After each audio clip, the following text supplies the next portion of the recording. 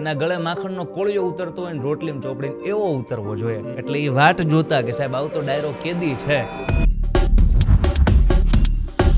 ભણાવવાની field શા માટે પસંદ કરી? નીકળી ગયા હતા, દિશા સાચી લાગી અને હાલ્યો છે. ત્યારના સમયનો સૌથી સળગતો પ્રશ્ન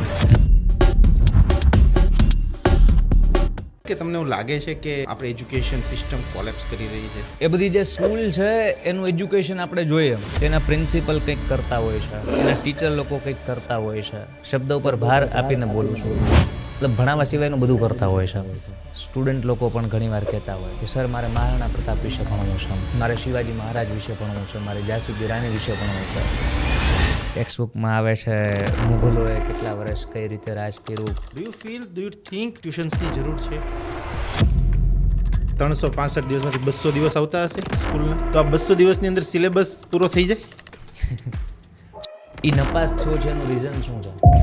શિક્ષકનો પણ વાંક હોય. કોઈ સ્ટુડન્ટ ફેલ થાય છે તો વિદ્યાર્થીએ મહેનત નથી કરી, એક રીઝન એ છે કે એટલે એ ફેલ થાય, પણ બીજું રીઝન એ છે તો વાલીઓ આ વિચારધારાથી કેમ નથી વિચારતા? એને ફક્ત એ જ મતલબ છે કે મારા બાળકને 35% આવ્યા છે ને ત્યાં 90%નું પોસ્ટર માર્યું છે, મારા બાળક ત્યાં જશે ને તો 90% લાવવા મળશે. આટલું બધું કોમર્શિયલાઇઝેશન થઈ ગયું કઈ રીતે? માર્કેટિંગ. જેટલું માર્કેટિંગમાં ધ્યાન આપવામાં આવે છે એટલું કદાચ ને કન્ટેન્ટ પાવરમાં ધ્યાન આપ્યું હોય તો પાવરફુલ યુથનું નિર્માણ થાય. આપણે ઇંગ્લિશને આટલું બધું મહત્વ શા માટે આપીએ?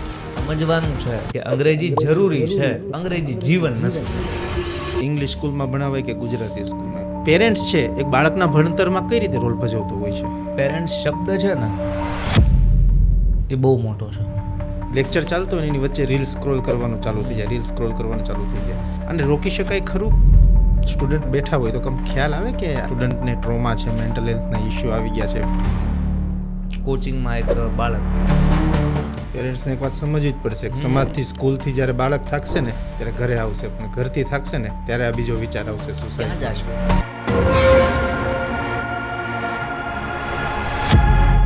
Why we only celebrate toppers? આપણે કેમ સારા રિઝલ્ટને સેલિબ્રેટ કરીએ છીએ? આપણે મહેનતને કેમ સેલિબ્રેટ નથી કરતા? વધુ પડતું એપ્રિસિએશન આપવું, વધુ પડતું બાળકને તમારે કહી દેવું, અને વધુ પડતું આ વર્થ ઇટ છે ખરું? કે ભગવદ્ ગીતામાંથી દરેક મને મારા જિંદગીના સવાલના જવાબ મળી જશે. આટલું સરસ લિટરેચર આપણી પાસે હોવા છતાં અત્યારે ભગવદ્ ગીતા ભણાવવામાં આવે શા માટે? લવ ને ફિલિંગ વિશે નથી શીખવતા? આ એજ ઉપર ફિલિંગ્સ આવે તે, આ એજ ઉપર આ થાય તે બહુ નોર્મલ છે, શા માટે નથી શીખવતા? એ બોન્ડિંગ જ નથી. ડરનો માહોલ છે. ડરનો માહોલ છે. રાતના 9-10 વાગ્યા સુધી લેશન કરે છે, જમવા બેસે છે, જા આવે એવું શું રમવા જાય? શું રમે? ચેસ. લાસ્ટમાં તમારે 3 વસ્તુના હેક્સ આપવા હોય, student life hack, parenting hack અને ટીચર લાઈફ, તો શું હોઈ શકે?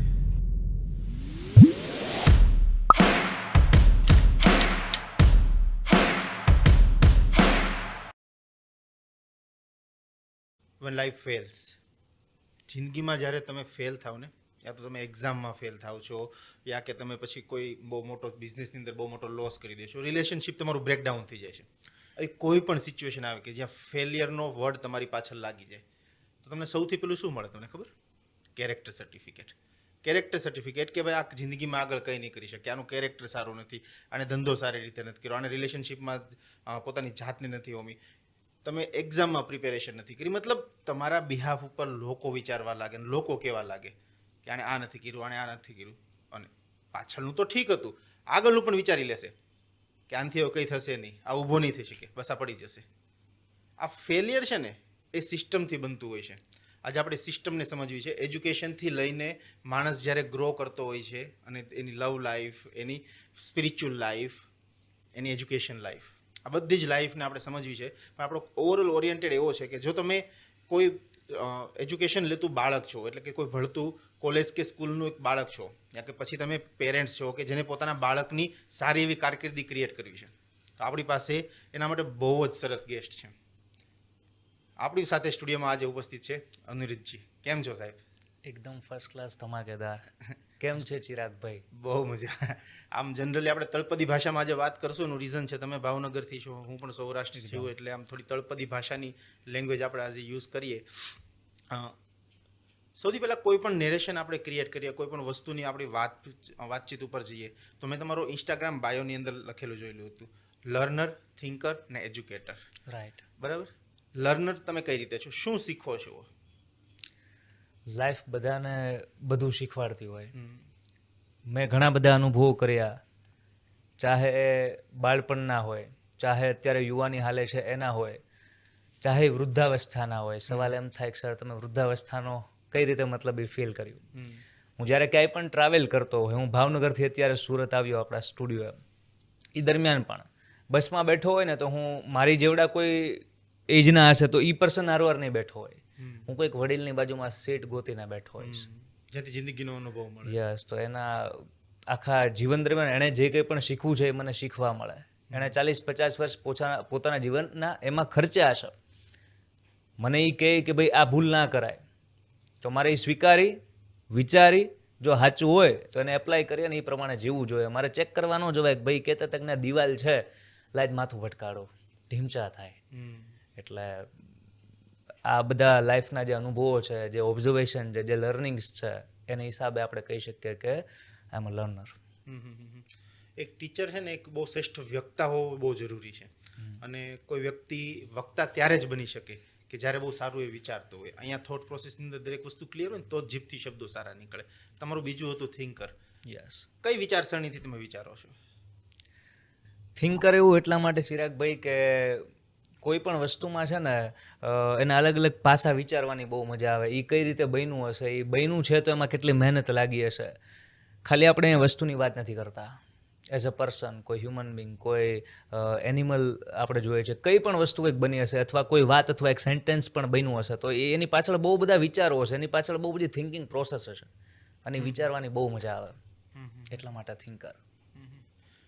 આ જમાનામાં આમ જનરલી છે ને ફીલ થાય કે જ્યારે આપણે ભણતા ત્યારે શિક્ષકોની બહુ ઇજ્જત કરતા અને ડરનો માહોલ હતો કે ટીચર્સને આપણે ડરતા ટીચર્સ પાસેથી. પણ 60 છોકરા બેઠા હોય ને એમાંથી લગભગ એક પણ નહીં કે 200 છોકરામાંથી 1000 છોકરામાંથી એમ કે હું ટીચર બનીશ. બાકી ડૉક્ટર, એન્જિનિયર બનીને બધાને ક્યાં જવું મને નથી ખબર. પણ ત્રીજું સેન્ટેન્સ હતું એજ્યુકેટર. રાઈટ. બરાબર. ભણાવવાની ફિલ્ડ શા માટે પસંદ કરી? ભણાવવાની ફિલ્ડ પસંદ મતલબ સ્ટાર્ટિંગથી એવું કંઈ નહોતું કે ભાઈ આપણે એજ્યુકેશનના સેક્ટરમાં જવું છે. જ્યાં સુધી 12 ધોરણમાં હતા ત્યાં સુધી એમ હતું કે ભાઈ આપણે ડૉક્ટર બનવું છે, કેમ કે 11-12 સાયન્સ એમાંય બી ગ્રુપ, એટલે એક વિચારીને લીધું હતું કે ભાઈ આગળ કંઈક સાયન્સ લેશું તો કરી લેશું એમ. 11 સાયન્સ કમ્પ્લીટ કર્યું, મજા આવી, પર્સન્ટેજ બી સારા આવ્યા. 12 સાયન્સ કમ્પ્લીટ કર્યું, પણ MBBSમાં નીટ ક્રેક કરીને તો એ કંઈ મેળ પડ્યો નહીં. 2 ઓપ્શન હતા, કાં રિનીટ કરી અને પાછું હું ડૉક્ટરના જે સ્ટ્રીમ છે એની અંદર જાઉં, અને કાં બીજું ઓપ્શન છે સીધું હું BSc લઈ લઉં. અને મેં BSc લઈ લીધું. જેવું BSc સ્ટાર્ટ થયું એટલે એક કોચિંગ ક્લાસવાળાએ છે એ બોલાવ્યા કે ભાઈ તમે કોલેજની હારોહાર સાઈડમાં ભણવા માગતા હોય તો અમારા ક્લાસીસમાં ઇંગ્લિશ અને વિજ્ઞાનની જગ્યા ખાલી છે, કંઈ વાંધો નહીં, થોડી ઘણી ઇન્કમ થાય એમ કરીને આપણે શરૂઆતમાં વયા ગયા. તો એ જર્ની ત્યાંથી શરૂ થઈ. 1 મહિનો થયો, 2 મહિના થયા, ધીરે ધીરે એમાં મજા આવવા મળે. મને ક્યુરિયોસિટી જાગતી ગઈ કે નહીં ભાઈ આ જે કરીએ છીએ એમાં દરરોજ મજા આવે છે.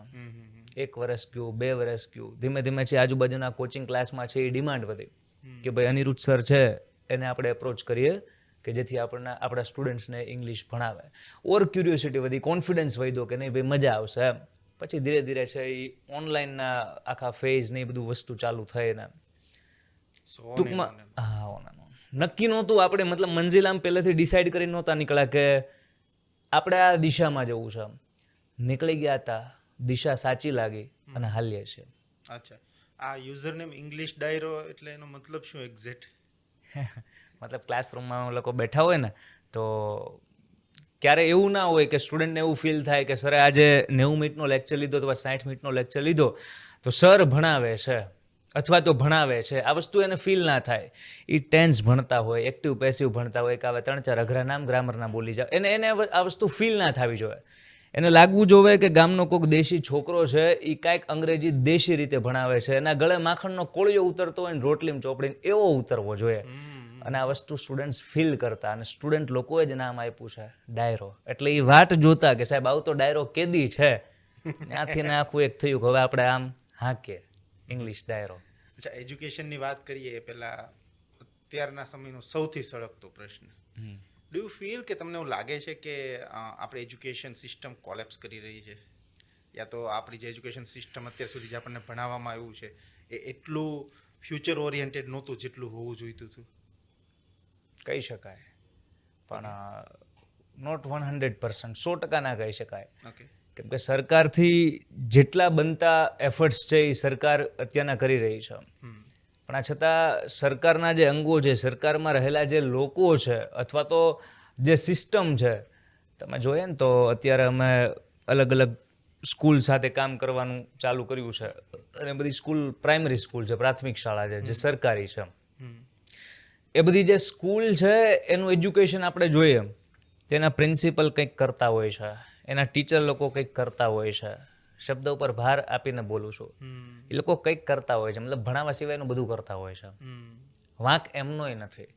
એ લોકોને BLOની પ્રોસેસ ને આ બધી વસ્તુ અત્યારના ચાલતી હોય કે ભાઈ ચૂંટણી આવે છે નેક્સ્ટ હાલો, તો એ લોકોને આખા ગામના બધાના આધાર કાર્ડ ને આન તેન ચૂંટણી કાર્ડ ને બધી વસ્તુ કરવા, તો મતલબ અલગથી કોઈ સરકાર પાસે ટીમ નથી કે જે આ ઇલેક્શનનું બધું કામ કરે. તો ટીચરનું જે એકચ્યુઅલ કામ છે એ ટીચર ક્યારે કરશે? સ્કૂલના સમય આવશે ત્યારે પહેલી પ્રાયોરિટી એને આપવાની છે આ BLOના કામને, આવા તો બીજા 25 કામ છે.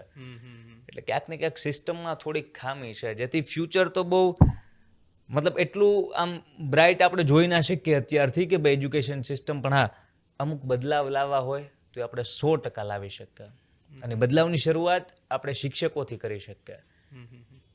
સ્ટુડન્ટ લોકો પણ ઘણીવાર કહેતા હોય કે સર મારે મહારાણા પ્રતાપ વિશે ભણવું છે, મારે શિવાજી મહારાજ વિશે ભણવું છે, મારે ઝાંસી કી રાણી વિશે ભણવું છે. ટેક્સ્ટ બુકમાં નથી આવતું. એ કે શું આવે છે?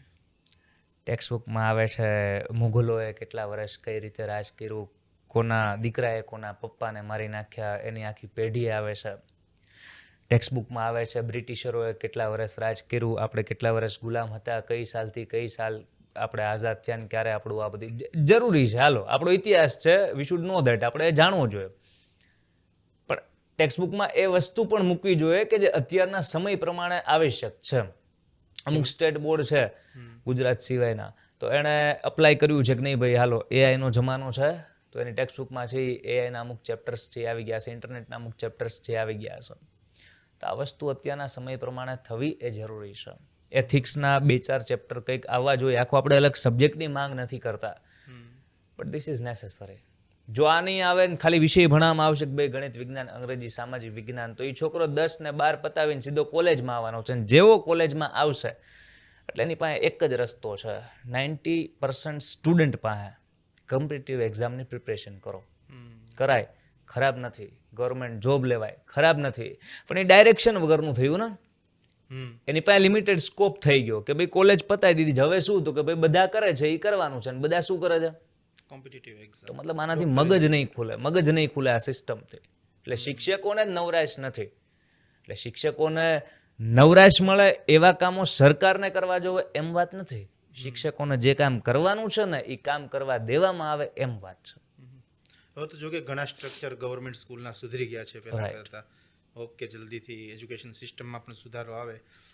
આમ ભણતર શબ્દ સાંભળીએ ને એટલે દરેક વ્યક્તિને આગળ 2 શબ્દો જોડવાની ઈચ્છા જરૂરથી થાય કે ભાર વિનાનું ભણતર. એમ ભાર વિનાનો ઘણી બધી સ્કૂલોનો મોટો પણ હોય કે ભાર વિનાનું ભણતર. એમ પણ મને એવું પર્સનલી ફીલ થાય છે, આપણે ટોપિક પર આવીએ સ્ટ્રેસ લેવલને આને તેના ઉપર, બાળકોના સ્ટ્રેસ લેવલ પર, પણ મને પર્સનલી એવું જોતા એવું ફીલ થાય છે કે ભાર વિનાનું ભણતર છે ને ખાલી શબ્દોમાં જ રહી ગયું છે. નથી સ્કૂલમાં, નથી ટ્યુશનમાં. બરાબર, એક બાળક સ્કૂલ પતાવીને 6 કલાક 7 કલાક સ્કૂલ પતાવીને આવે, બપોરે જમે, અડધી કલાક આરામ કરે, રમવા જવાનો સમય થાય પહેલાં ટ્યુશન જવાનો સમય થઈ જાય, ફરીથી 3-4 કલાક ત્યાં જાય, ફરીથી ઘરે આવીને ફરીથી હોમવર્ક કરવાનું. આમાં ભાર ઘટ્યો ક્યાં? આમાં તો ભાર વધ્યો. ડુ યુ થિંક કે ટ્યુશન્સની જરૂર છે?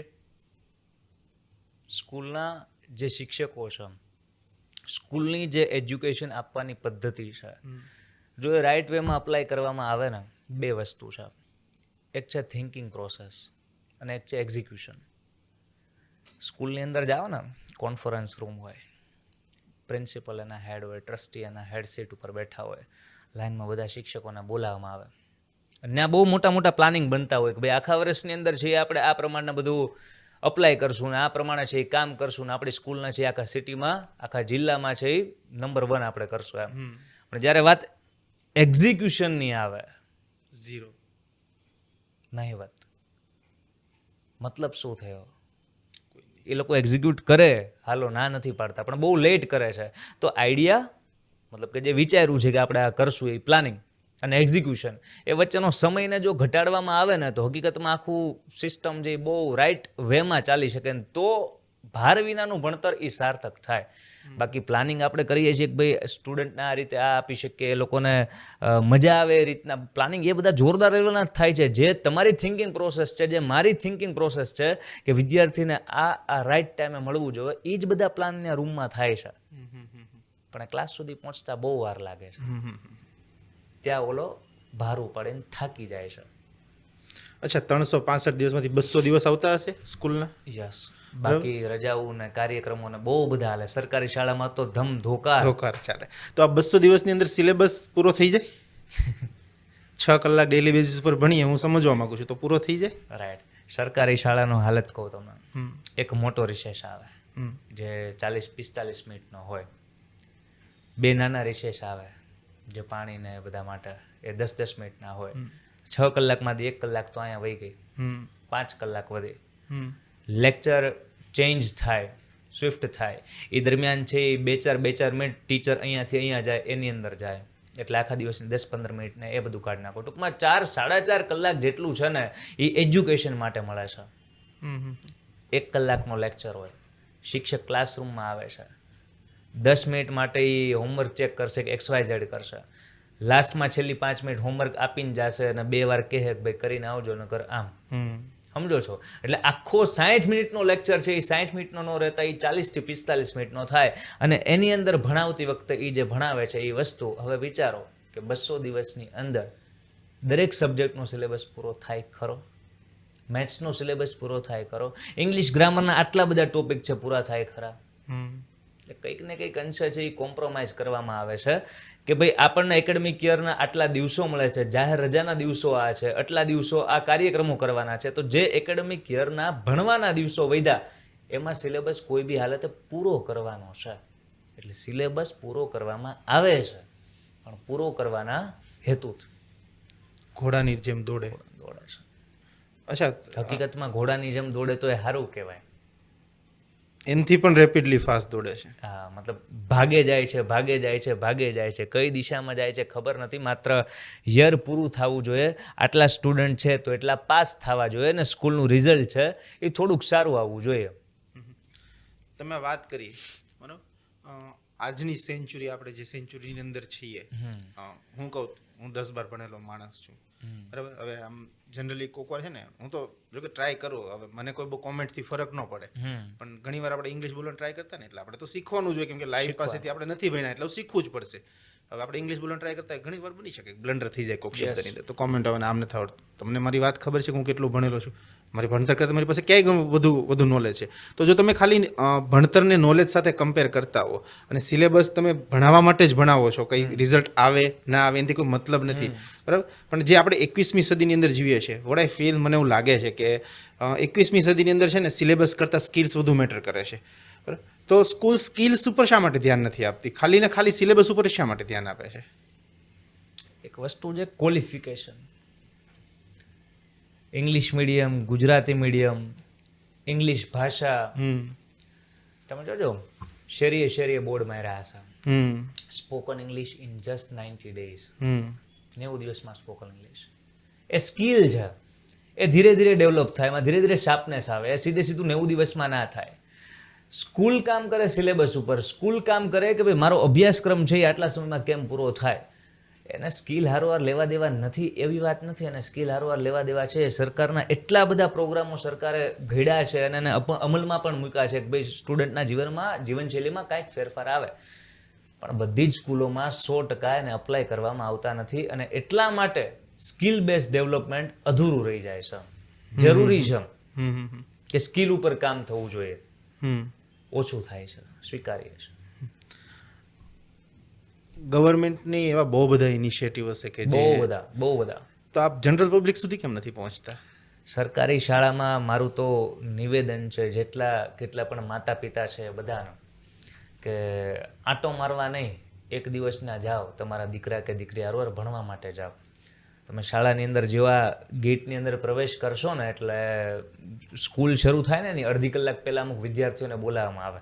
એ વિદ્યાર્થીઓ સાફ સફાઈ કરતા હોય, વિદ્યાર્થીઓ પોતે આખી સ્કૂલની સાફ સફાઈ કરતા. અમુક વિદ્યાર્થીઓને કામ સોંપવામાં આવ્યું હોય કે ભાઈ જેટલા પણ વૃક્ષો છે કે નાના રોપા છે, છોડવા છે, અને તમે પાણી પાવ, એ પાણી પાતા હશે. અમુક વિદ્યાર્થી છે એ ટાંકો ભરતા હશે, મતલબ એનું ઘડતર થાય છે. જેવા થોડાક આગળ આવેલશો એટલે બધા ક્લાસરૂમને ચાલુ થાય તો બહાર અલગ અલગ પ્રકારના બોર્ડ માર્યા છે કે ભાઈ વ્યસન મુક્ત સંસ્થા, અને પછી સરકારનો આ અધિનિયમ, આ ને પછી વિદ્યાર્થીના આ હકો છે, બહુ બધી જે કંઈ યોજના છે બધા વિશે લખેલું હશે. એમ સ્ટાફ રૂમમાં જેવા એન્ટર થશો એટલે ઓલા બોર્ડની ઉપર છે અલગ અલગ ચિત્રો કોઈ મસ્ત દોર્યા છે, અથવા કંઈક સરસ વિષય ઉપર લખ્યું છે, કંઈક આર્ટ છે, એ બધું લગાડેલું હશે. આમ જુઓ તો સ્કૂલનું એટમોસ્ફિયર આખું જોરદાર છે. આખી સ્કૂલનું એટમોસ્ફિયર ગવર્મેન્ટે સ્કૂલ સુધી પોગાડ્યું છે, અને સ્કૂલનું બધું છે એ દેખાય પણ છે. પણ મેં કીધું ને, ઘડતર તમને દેખાણું ઓલા સ્ટુડન્ટ્સ જે શિસ્તમાં હતા કે આવીને તરત સૌથી પહેલા અડધી કલાક આખી સ્કૂલની સાફ સફાઈ કરે છે ને આ બધી વસ્તુ. પણ ક્લાસરૂમ સુધી જે કંઈ પણ આવી યોજનાઓ છે એ કેમ નથી ભોગતી? બારથી બધું આમ સાફ સુથરું કેમ રાખવામાં આવે છે? એટલે મુદ્દો ન્યા છે. અચ્છા, તમે કીધું કે તમે સ્કૂલમાં જાઓ અને એકવાર જુઓ. અહીંયા એક સ્કૂલ છે પાછળ, મને નામ નથી ખબર, કદાચ મહારાજા કૃષ્ણકુમાર સિંહજીના નામ ઉપર છે કદાચ. એ સ્કૂલની અંદર લિટરલી મીન્સ કે લિટરલી જે રીતે એક હાઈ એન્ડ સ્કૂલમાં કેમ લાઇન્સ લાગતી હોય ફોર્મ લેવા માટે, એ રીતે કદાચ જેટલી સીટ્સ છે ને એની કરતાં 100 ગણી લાઈન લોકો વધુ આવે છે. એટલે લોકોને ત્યાં એડમિશન લેવું છે. એટલે હમણાંનું જે સરકારી સ્કૂલનું ઇન્ફ્રાસ્ટ્રક્ચર છે બહુ નેક્સ્ટ લેવલનું જતું રહ્યું છે, બહુ જ સારું જતું. તમે કીધું એમ હકીકત છે કે બધી વસ્તુઓ અત્યારે ગવર્મેન્ટ તરફથી મળે છે. બરાબર. બીજી વસ્તુ, તમે જે એક્ઝામ્પલ આપ્યા ને, એ એક્ઝામ્પલમાં જે તમે સિસ્ટમની વાત કરતા હતા, એ જાપાનીઝ કલ્ચરની વાત કરતા હતા. બરાબર. આ બધી વસ્તુથી શિસ્ત આવે, આ બધી વસ્તુથી સિવિક સેન્સ આવે. હવે સમાજને ખાલી ભણતરથી મતલબ છે કે સમાજને સિવિક સેન્સથી પણ મતલબ છે? ગમે તેટલો હાઈલી એજ્યુકેટેડ માણસ હશે, હું એક્ઝામ્પલ આપું છું ખાલી, કે ગમે તેટલો હાઈલી એજ્યુકેટેડ માણસ હશે એ કોઈની છોકરીની છેડતી કરી દેશે. ગમે તેટલો હાઈલી એજ્યુકેટેડ માણસ હશે ગમે ત્યાં પિચકારી મારી દેશે. ગમે તેટલો હાઈલી એજ્યુકેટેડ માણસ હશે, બરાબર, એને ખબર પડે ટ્રાફિક સિગ્નલ ફોલો કરવાનું છે, તો તમે ભણતરનું શું કરશો?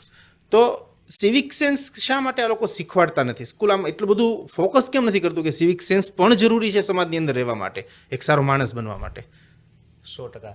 ખાલી ને ખાલી છે ને આમ ડિગ્રી માટેનું ભણતર થઈ ગયું એને એવું લાગે છે. ખાલી કોલેજોનું ભણતર નહીં. તમે જુઓ, આપણે નાના હતા ત્યારે આવતું ને હજી આવે છે ચડાવ પાસ. હા, ફૂદડી મળી.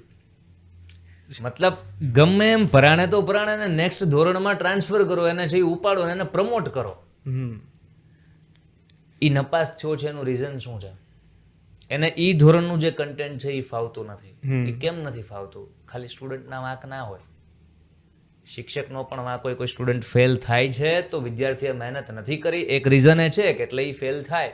પણ બીજું રીઝન એ છે કે શિક્ષકની ક્યાંક ને ક્યાંક કચાશ રહી ગઈ હશે કે ભાઈ બધા વિદ્યાર્થી પાસ થાય છે, બધાને એક લેવલ સુધી, આને કેમ નહીં? આખા ક્લાસમાં એક વિદ્યાર્થી ખાલી ફેલ નહીં થયો હોય, 4-5 વિદ્યાર્થી ફેલ થયા છે, સેમ સબ્જેક્ટમાં ફેલ થયા હશે. વિચારો ખુદ તમે. Generation gap. મતલબ એ જે ટીચરો જે જૂની ભરતીના લાગેલા છે, જે અત્યારના પ્રાઇમરી સ્કૂલમાં આપણે એમની હારોહાર છે, કંઈ વિરોધમાં નથી, અપ ટુ ડે, મતલબ અપડેટ થવું પડશે ને સમય હારોહાર. આ જનરેશન નવી આવી છે, એ જનરેશનને આપણે જેમ ભણાવતા હતા એમ ગળે નહીં ઉતરે. એની હારોહાર એના મિત્ર બનીને તમે ભણાવશો તો એ તમને સ્વીકારશે. અને એ વાત સાચી છે કે કુંભાર, આપણે એક્ઝામ્પલ વાળા ઘડી આપતા હોય કે માટીને ખૂંદે, માટીને ટીપે તો મસ્ત મજાનો ઘડો બને. તો એ શિક્ષક એ મિત્રની જેમ ભણાવે, પણ એ શિક્ષક અને મિત્ર વચ્ચે એક પાતળી ભેદરેખાનું અંતર રાખીને. તો એ જે સિવિક સેન્સની વાત છે એ ઓટોમેટિક આવશે. એનામાં રિસ્પેક્ટ કરવા, એનામાં ટ્રાફિકના નિયમોનું પાલન કરવાની, એના સંસ્કારો, બધી જ વસ્તુ આવશે. એટલે માતા પિતા જેટલી કોશિશ કરે છે કે ભાઈ મારું સંતાન છે એ બહાર સરસ મજાનું રહેવું જોઈએ, એ કંઈક ઊભું છે તો લાગવું પડે કે ભાઈ આ ઊભો છે, એનાથી જાય તો ફેર પડવો પડે માણસોને કે ઓલા ભાઈ ગયા. તો આટલી કેર ટીચર કરતા થાય ને કે ભાઈ આ મારા આટલા ક્લાસરૂમના છોકરા છે અને એ મારા જ દીકરા કે દીકરીઓ છે, ત્યારે છે એ સિવિક સેન્સ ઓટોમેટિક આવશે. માત્ર લેક્ચર લઈને આજનો દિવસ પૈતો, મારા 4 લેક્ચર હતા ને રિસેસમાં મસ્ત નાસ્તો કર્યો સરકાર તરફથી આવેલો. શક્ય નથી કે આપણે એજ્યુકેશન સિસ્ટમમાં બદલાવ લાવીએ, કે શક્ય નથી કે સિવિક સેન્સ છે એ મસ્ત મજાની આપણે નિખારી શકીએ. અત્યારે કેવું હોય કે એમ કહેતા હોય કે આ સ્કૂલના 5 સ્ટુડન્ટો ટોપ 10માં આવ્યા, ટોપ 100માં આવ્યા, એટલે આ રીતના પોસ્ટર્સ લાગતા હોય. તમે જ્યાં જ્યાં જાઓ ને એટલે મોટી મોટી સ્કૂલના બધાના પોસ્ટર્સ લાગેલા હોય. એની અંદર છે ને 95%, 97%. પેલું તો જનરલી 99% એવું જ હોય કે જે ટોપમાં આવ્યા છે ને ઓલરેડી ટોપના લોકો જ હતા. રાઈટ. તમારી સ્કૂલનું નામ સારું હતું એટલે બધા છોકરાઓ ત્યાં ભણવા આવ્યા. પણ હું એમાં બિલીવ કરું છું કે તમે 90% લાવવાવાળાને 95% લાવીને બતાવો ને એ કોઈ બહુ મોટી વાત નથી. અને આ વાલીઓને પણ ધ્યાન રાખવા જેવું ખરું કે જો કોઈ બાળક 90% ઉપર હતું અને એને કોઈ સ્કૂલ 95% લાવી બતાવે છે તો એ કોઈ બહુ મોટી વાત નથી, એની મહેનત વધારે છે. પણ કોઈ બાળક 35 કે 33% લાવતું હતું ને એમાંથી 60%, 60% લાવીને બતાવી દીધું, એ બહુ મોટી વાત છે. કેમ કે આ વર્ગ મોટો છે. પેલો તો બહુ જ 1%, 2% લોકો હશે કે જે ટોપમાં આવતા હશે. સૌથી વધુ વર્ગ તો કયો કે ભાઈ 35, 40%, 45%. તો પર્સન્ટેજ વાઇઝ સમજીએ તો પહેલામાં તો 5%નો જ વધારો થયો, અહીંયા તો ડબલનો વધારો થયો છે. તો વાલીઓ આ વિચારધારાથી કેમ નથી વિચારતા? એને ફક્ત એ જ મતલબ છે કે મારા બાળકને 35% આવ્યા છે ને ત્યાં 90%નું પોસ્ટર માર્યું છે, મારા બાળક ત્યાં જશે ને તો 90% લાવવા મળશે. આટલું બધું કોમર્શિયલાઇઝેશન થઈ ગયું કઈ રીતે? માર્કેટિંગ. બધાને પૈસા કમાવા છે, બધાએ કંપનીઓ ઊભી કરે છે, બધા એડવર્ટાઇઝ કરાવીને પોતાની સ્કૂલનું કે કોચિંગનું માર્કેટિંગ કરાવીને બંડલ છાપવા માટે બેઠા છે. બધામાંથી અમુકને આપણે બહાર કાઢીએ. મતલબ અમુક સંસ્થા એવી છે કે એ માર્કેટિંગ નહીં કરે, એના કન્ટેન્ટ ઉપર એના મતલબ એ એટલું બોલ્ડ રીતે એનું કન્ટેન્ટ એટલું સરસ મજાનું હશે કે એને માર્કેટિંગની જરૂર નહીં પડે, એ નિષ્ઠાથી ભણાવતા હશે. તો એ શિક્ષકના હિસાબે છે એના ક્લાસમાં છે એડમિશન આવતા હશે. તમે જુઓ ને કોટામાં જે રીતે તૈયારી થતી હોય એ રીતની તૈયારી અહીંયા 9મા 10મા એટલું માર્કેટિંગ કરવામાં આવે. તમે અમદાવાદમાં જાઓ, તમે સુરતમાં છો તો અહીંયા જુઓ, તમે ભાવનગરમાં આવો તો ન્યાય હવે એવું થઈ ગયું છે જ્યાં જુઓ ને કોચિંગ સેન્ટરના એડવર્ટાઇઝમેન્ટ લાગેલા હશે. એટલે આ લોકોને જેટલું માર્કેટિંગમાં ધ્યાન આપવામાં આવે છે એટલું કદાચ ને કન્ટેન્ટ પાવરમાં ધ્યાન આપ્યું હોય તો પાવરફુલ યુથનું નિર્માણ થાય. અચ્છા, એક સબ્જેક્ટ આવે એક્સ્ટ્રા કરિક્યુલર એક્ટિવિટી, તમે રાઈટ? એને એક્સ્ટ્રા શા માટે ગણવામાં આવે છે? કેમ ચિત્ર કરવું સ્કિલ ના હોઈ શકે? કંઈ બનાવવું, નિર્માણ કરવું, કંઈ ક્રિએટિવિટી દેખાડવી એ ભણતરનો પ્રાઇમરી સ્ટ્રીમ ના હોઈ શકે? એને એક્સ્ટ્રામાં શા માટે નાખે છે? બરાબર છે, એક્સ્ટ્રા ના મતલબ એનો પાર્ટ છે, એજ્યુકેશનનો ભાગ છે, અંગ છે, એને એક્સ્ટ્રામાં ના રાખવું જોઈએ. પણ આ બધી વસ્તુ કેવી છે ખબર છે ચિરાગભાઈ? તમે ને હું અત્યારે જેટલું સરસ રીતે આ વાતને આપણે ડિસ્કસ કરીએ છીએ કે ભાઈ આપણી એજ્યુકેશન સિસ્ટમમાં આ બદલાવ આવવો જોઈએ, આપણી એજ્યુકેશન સિસ્ટમમાં ઓલો બદલાવ આવવો જોઈએ. જાપાનનો મેં કિસ્સો સાંભળેલો. ના કોઈક સિટીમાં ટ્રેન ચાલતી, એમાં એ લોકો છે ને વચ્ચે એ સ્ટેશન અહીંયા સ્ટેશન સુધી આવતા પહેલાં એક ગામડામાંથી ને આમ કરીને આમ પછી અહીંયા આવતા. એનું એકમાત્ર રીઝન, એ ગામડામાં છે ને એક દીકરી કોલેજ કરતી, એ દીકરીનું લાસ્ટ યર હતું. આખા ગામમાંથી કોઈ એ ટ્રેનમાં આવતું નહીં, માત્ર એક દીકરીને લેવા માટે ટ્રેન ગામમાંથી અને પછી આ સિટીમાં સેન્ટરે પહોંચતી. એ દીકરીની કોલેજ જેવી પૂરી થઈ, કોઈ પબ્લિક હવે તો ટ્રેનમાં આવવા નથી એટલે એ આખો પાટો છે એ બંધ કરી દીધો અને પછી ટ્રેન સીધી આવવા મળે. કેટલો ડિફરન્સ! બહુ ડિફરન્સ છે. મતલબ એ લોકો એજ્યુકેશન માટે એટલું વિચારે છે, એના પર્સપેક્ટિવ જો, થિંકિંગ પ્રોસેસ જો. અને આપણે અહીંયા આંદોલન કરવા પડે છે કે ભાઈ અમારા ગામના આટલા વિદ્યાર્થીઓ છે એ ભાવનગર કોલેજ કરવા માટે જાય છે તો 30 વિદ્યાર્થીઓ બસ મૂકો. બસ મુકાતી નથી, આંદોલન થઈ રાખે છે અને હોબાળા થાય છે. જો આ સિસ્ટમમાં ફેરફાર થશે ને તો આ એક્સ્ટ્રા કો કરિક્યુલમ એક્ટિવિટી જે છે ને એ એક્સ્ટ્રામાં નહીં, એનું પ્રાઇમરી અંગ જ છે, પ્રાઇમરી બોડી જ છે, તો એને એમાં ગણવામાં આવશે. સવાલ એ થાય, આપણે વાત કરીએ આ બદલાવ, ઓલો બદલાવ, આપણે જાપાનની વાત કરીએ, આપણે આપણા ગામના 30 છોકરાને બસમાં ભાવનગર મોકલવા એ વાત કરીએ, આ બધું કોણ કરાવશે? સરકાર કરશે. કોણ કરશે? સરકાર વર્ષોથી બદલાય છે. ક્યારેક કોંગ્રેસ હતું, ક્યારેક ભાજપ હતું, ક્યારેક કોંગ્રેસ હતું, લાંબા ટાઈમથી ભાજપ છે. હવે ભગવાન ખબર નહીં શું આવે, પણ આ બધું હાલે રાખશે, એક લૂપમાં હાલે રાખશે. આટલા વર્ષમાં આ બધા બદલાવ આવ્યા, આટલા વર્ષમાં 30 સ્ટુડન્ટને લેવા માટે એક બસ મુકાણી, કોણ મુકાવશે? એટલે મને ક્યારેક એમ થાય કે સમાજના જેટલા એવા લોકો છે કે જે એ મેન્ટાલિટી ધરાવે છે કે ભાઈ આપણે ગ્રોથ જોઈતો છે, એ ગ્રોથ મારો એકનો નહીં, આખા સમાજનો ગ્રોથ બધા જોવે છે, બધા જોવે છે. અત્યારના જેટલા પોલિટિશિયન છે બધા ગ્રોથ જ જોવે છે, સારા કામ જ કરે છે, કાઉન્સમાં પોતાના. સમજો છો? હા, અમુક પોલિટિશિયન છે કે જે સમાજ માટે જીવે છે, એ જે બોલે છે એ કરે છે, કેવું એમ છે કે અત્યારના યુથમાં એ પાવર છે, અત્યારના યુથ પાસે જો એ ડાયરેક્શન હોય અને જો એ પ્રભાવશાળી વ્યક્તિત્વ ધરાવે છે તો એને જવું જોઈએ પોલિટિક્સમાં. તો સિસ્ટમમાં આ બદલાવ ને ઓલો બદલાવ થશે. નકર બસ માટે પાછું આંદોલન કરવું પડશે. મને એમાં એવું પણ ફીલ થાય છે કે 100% એવું નથી ચેન્જીસ નથી થયા, ધીમે ધીમે ચેન્જીસ થાય છે પણ ખરા, પણ મને એવું લાગે છે કે જેટલી આપણી જીવનની ગતિ છે ને એની કરતાં બદલાવની ગતિ બહુ ઓછી છે. એટલે કે જે ચેન્જીસ 90માં થઈ ગયેલા હોવા જોઈએ હતા ને 1990માં, એ બદલાવ કદાચ અત્યારે 2025માં થઈ રહ્યા છે. એટલે કદાચ યુથ આવે અને એની કામ કરવાની ક્ષમતા વધુ હોય અને કદાચ બદલાવો કરવાની પણ ક્ષમતા બહુ રેપિડલી ફાસ્ટ હોય, બુલેટ ટ્રેન જેમ લાવે છે એમ બુલેટ ટ્રેનની જેમ બદલાવો પણ થવા મળે, તો કદાચ બની શકે 2030 સુધીમાં આપણે લોકો કદાચ જાપાન કલ્ચર પણ એડોપ્ટ કરી લઈએ ખરા. અચ્છા, આપણે ફોરેનની વાત વારે વારે કરીએ છીએ, આપણે ઇંગ્લિશને આટલું બધું મહત્વ શા માટે આપીએ છીએ? ભારત દેશમાં, ગુજરાતમાં ખાસ કરીને, એમાંય કાઠિયાવાડમાં, હા, આજે મેન્ટાલિટી થઈ ગઈ છે. ભાઈ ઇંગ્લિશને આપણે ક્વોલિફિકેશન માનીએ છીએ. ઇન્ટેલિજન્ટ માણસ માનીએ આપણે, ઇંગ્લિશ આવડતું હોય એટલે. ઇંગ્લિશ આવડતું છે એ ક્વોલિફાઈડ છે એવું ના કહી શકો, એનું એ ક્વોલિફિકેશન છે એવું ના કહી શકો. એની એક સ્કિલ છે, એની એક પર્સનાલિટી કરશે ડિસાઈડ કે ભાઈ નહીં ભાઈ આને આવડે છે. પણ ઇંગ્લિશને આપણે ક્વોલિફિકેશન જ્યાં સુધી માનશું ત્યાં સુધી મતલબ વાત થાય કે એ લોકો ગોરા છે, એ લોકો બ્રિટિશરો હતા કે હજી અત્યારના આના જે બધા છે ફોરેનર લોકો, તો એને આપણે આમ જોતા હશું ને આપણી સામે આપણે આમ જોતા હશું, તો આ it's not the right way to look forward. તો આપણે આગળ નહીં વધીએ. કેમ ટૂંકમાં સમજવાનું છે કે અંગ્રેજી જરૂરી છે, અંગ્રેજી જીવન નથી. તો આમ જનરલી હમણાં એક મારી રીલ આવી હતી ને બહુ વાયરલ પણ ગઈ હતી. અંકિતાબેન નહીં, મેં બીજા કોઈ બેન હતા, એમને પૂછેલું કે ઇંગ્લિશ સ્કૂલમાં ભણાવાય કે ગુજરાતી સ્કૂલમાં? બહુ બેઝિક વાત છે. અને અત્યારે 99% ને બધાને ઇંગ્લિશ સ્કૂલમાં જ ભણાવે છે. ઇવન મારો છોકરો 5 વર્ષનો થયો, 2 વર્ષ પછી હું એવું જ ઈચ્છું છું કે ઇંગ્લિશમાં. પણ મારો પર્સપેક્ટિવ આખો અલગ છે કે હું એવું વિચારું છું કે ઇન્ટરનેશનલ લેવલે જે ભાષા બોલાતી હોય એ ભાષાને આપણે સમજાવીને બાળકને નાનપણથી જે વાતમાં હું સ્ટ્રગલ કરું છું એ વાતમાં એ સ્ટ્રગલ ન કરે, મારા એ પર્સપેક્ટિવથી ભણાવવો છે. બરાબર. મને એક એવું પણ અહીંયા મિસ આઉટ લાગ્યું કે જ્યારે તમે ડે 1 થી જ્યારે બાળકને ઇંગ્લિશ સ્કૂલની અંદર બેસાડી દેતા હોય છો ને, ત્યારે એ જ્યારે આપણો પરિવારનો ટચ હોય છે, આપણી પરિવારની લેગેસી હોય છે, આપણા પરિવારના ધારાધોરણો હોય છે, આ બધું મિસ આઉટ કરી જાય છે. જે ભાષા તળપદી ભાષા બોલી છે ને, વાળું કરવા હાલો, હું નથી સમજતો કે ભાઈ વાળું કોઈ ખરાબ શબ્દ છે. વાળું બોલવાથી તમારો છોકરો કે કોણે કહી દીધું પાછળ રહી જશે?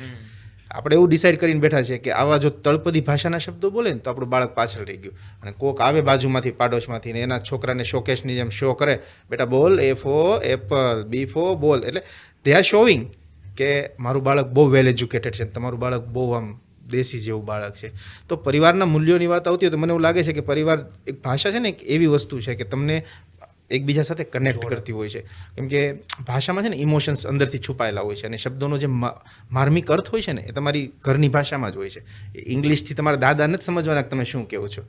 સો પેરેન્ટ્સને એટલું કહેવાનું ખાસ જરૂરી કે તમે કદાચ ઇંગ્લિશ મીડિયમમાં બેસાડો તો બેસાડો, પણ પોતાની માતૃભાષાને બહુ ગર્વથી અપનાવજો ને પોતાની માતૃભાષાને બહુ ગર્વથી સમજજો. બાળકને શીખવાડજો કે બેટા વાળું આને કહેવાય ને, વાળું જ બોલાય. ઘરે દાદા બેઠા હોય ને ત્યારે ડિનર ન બોલાય.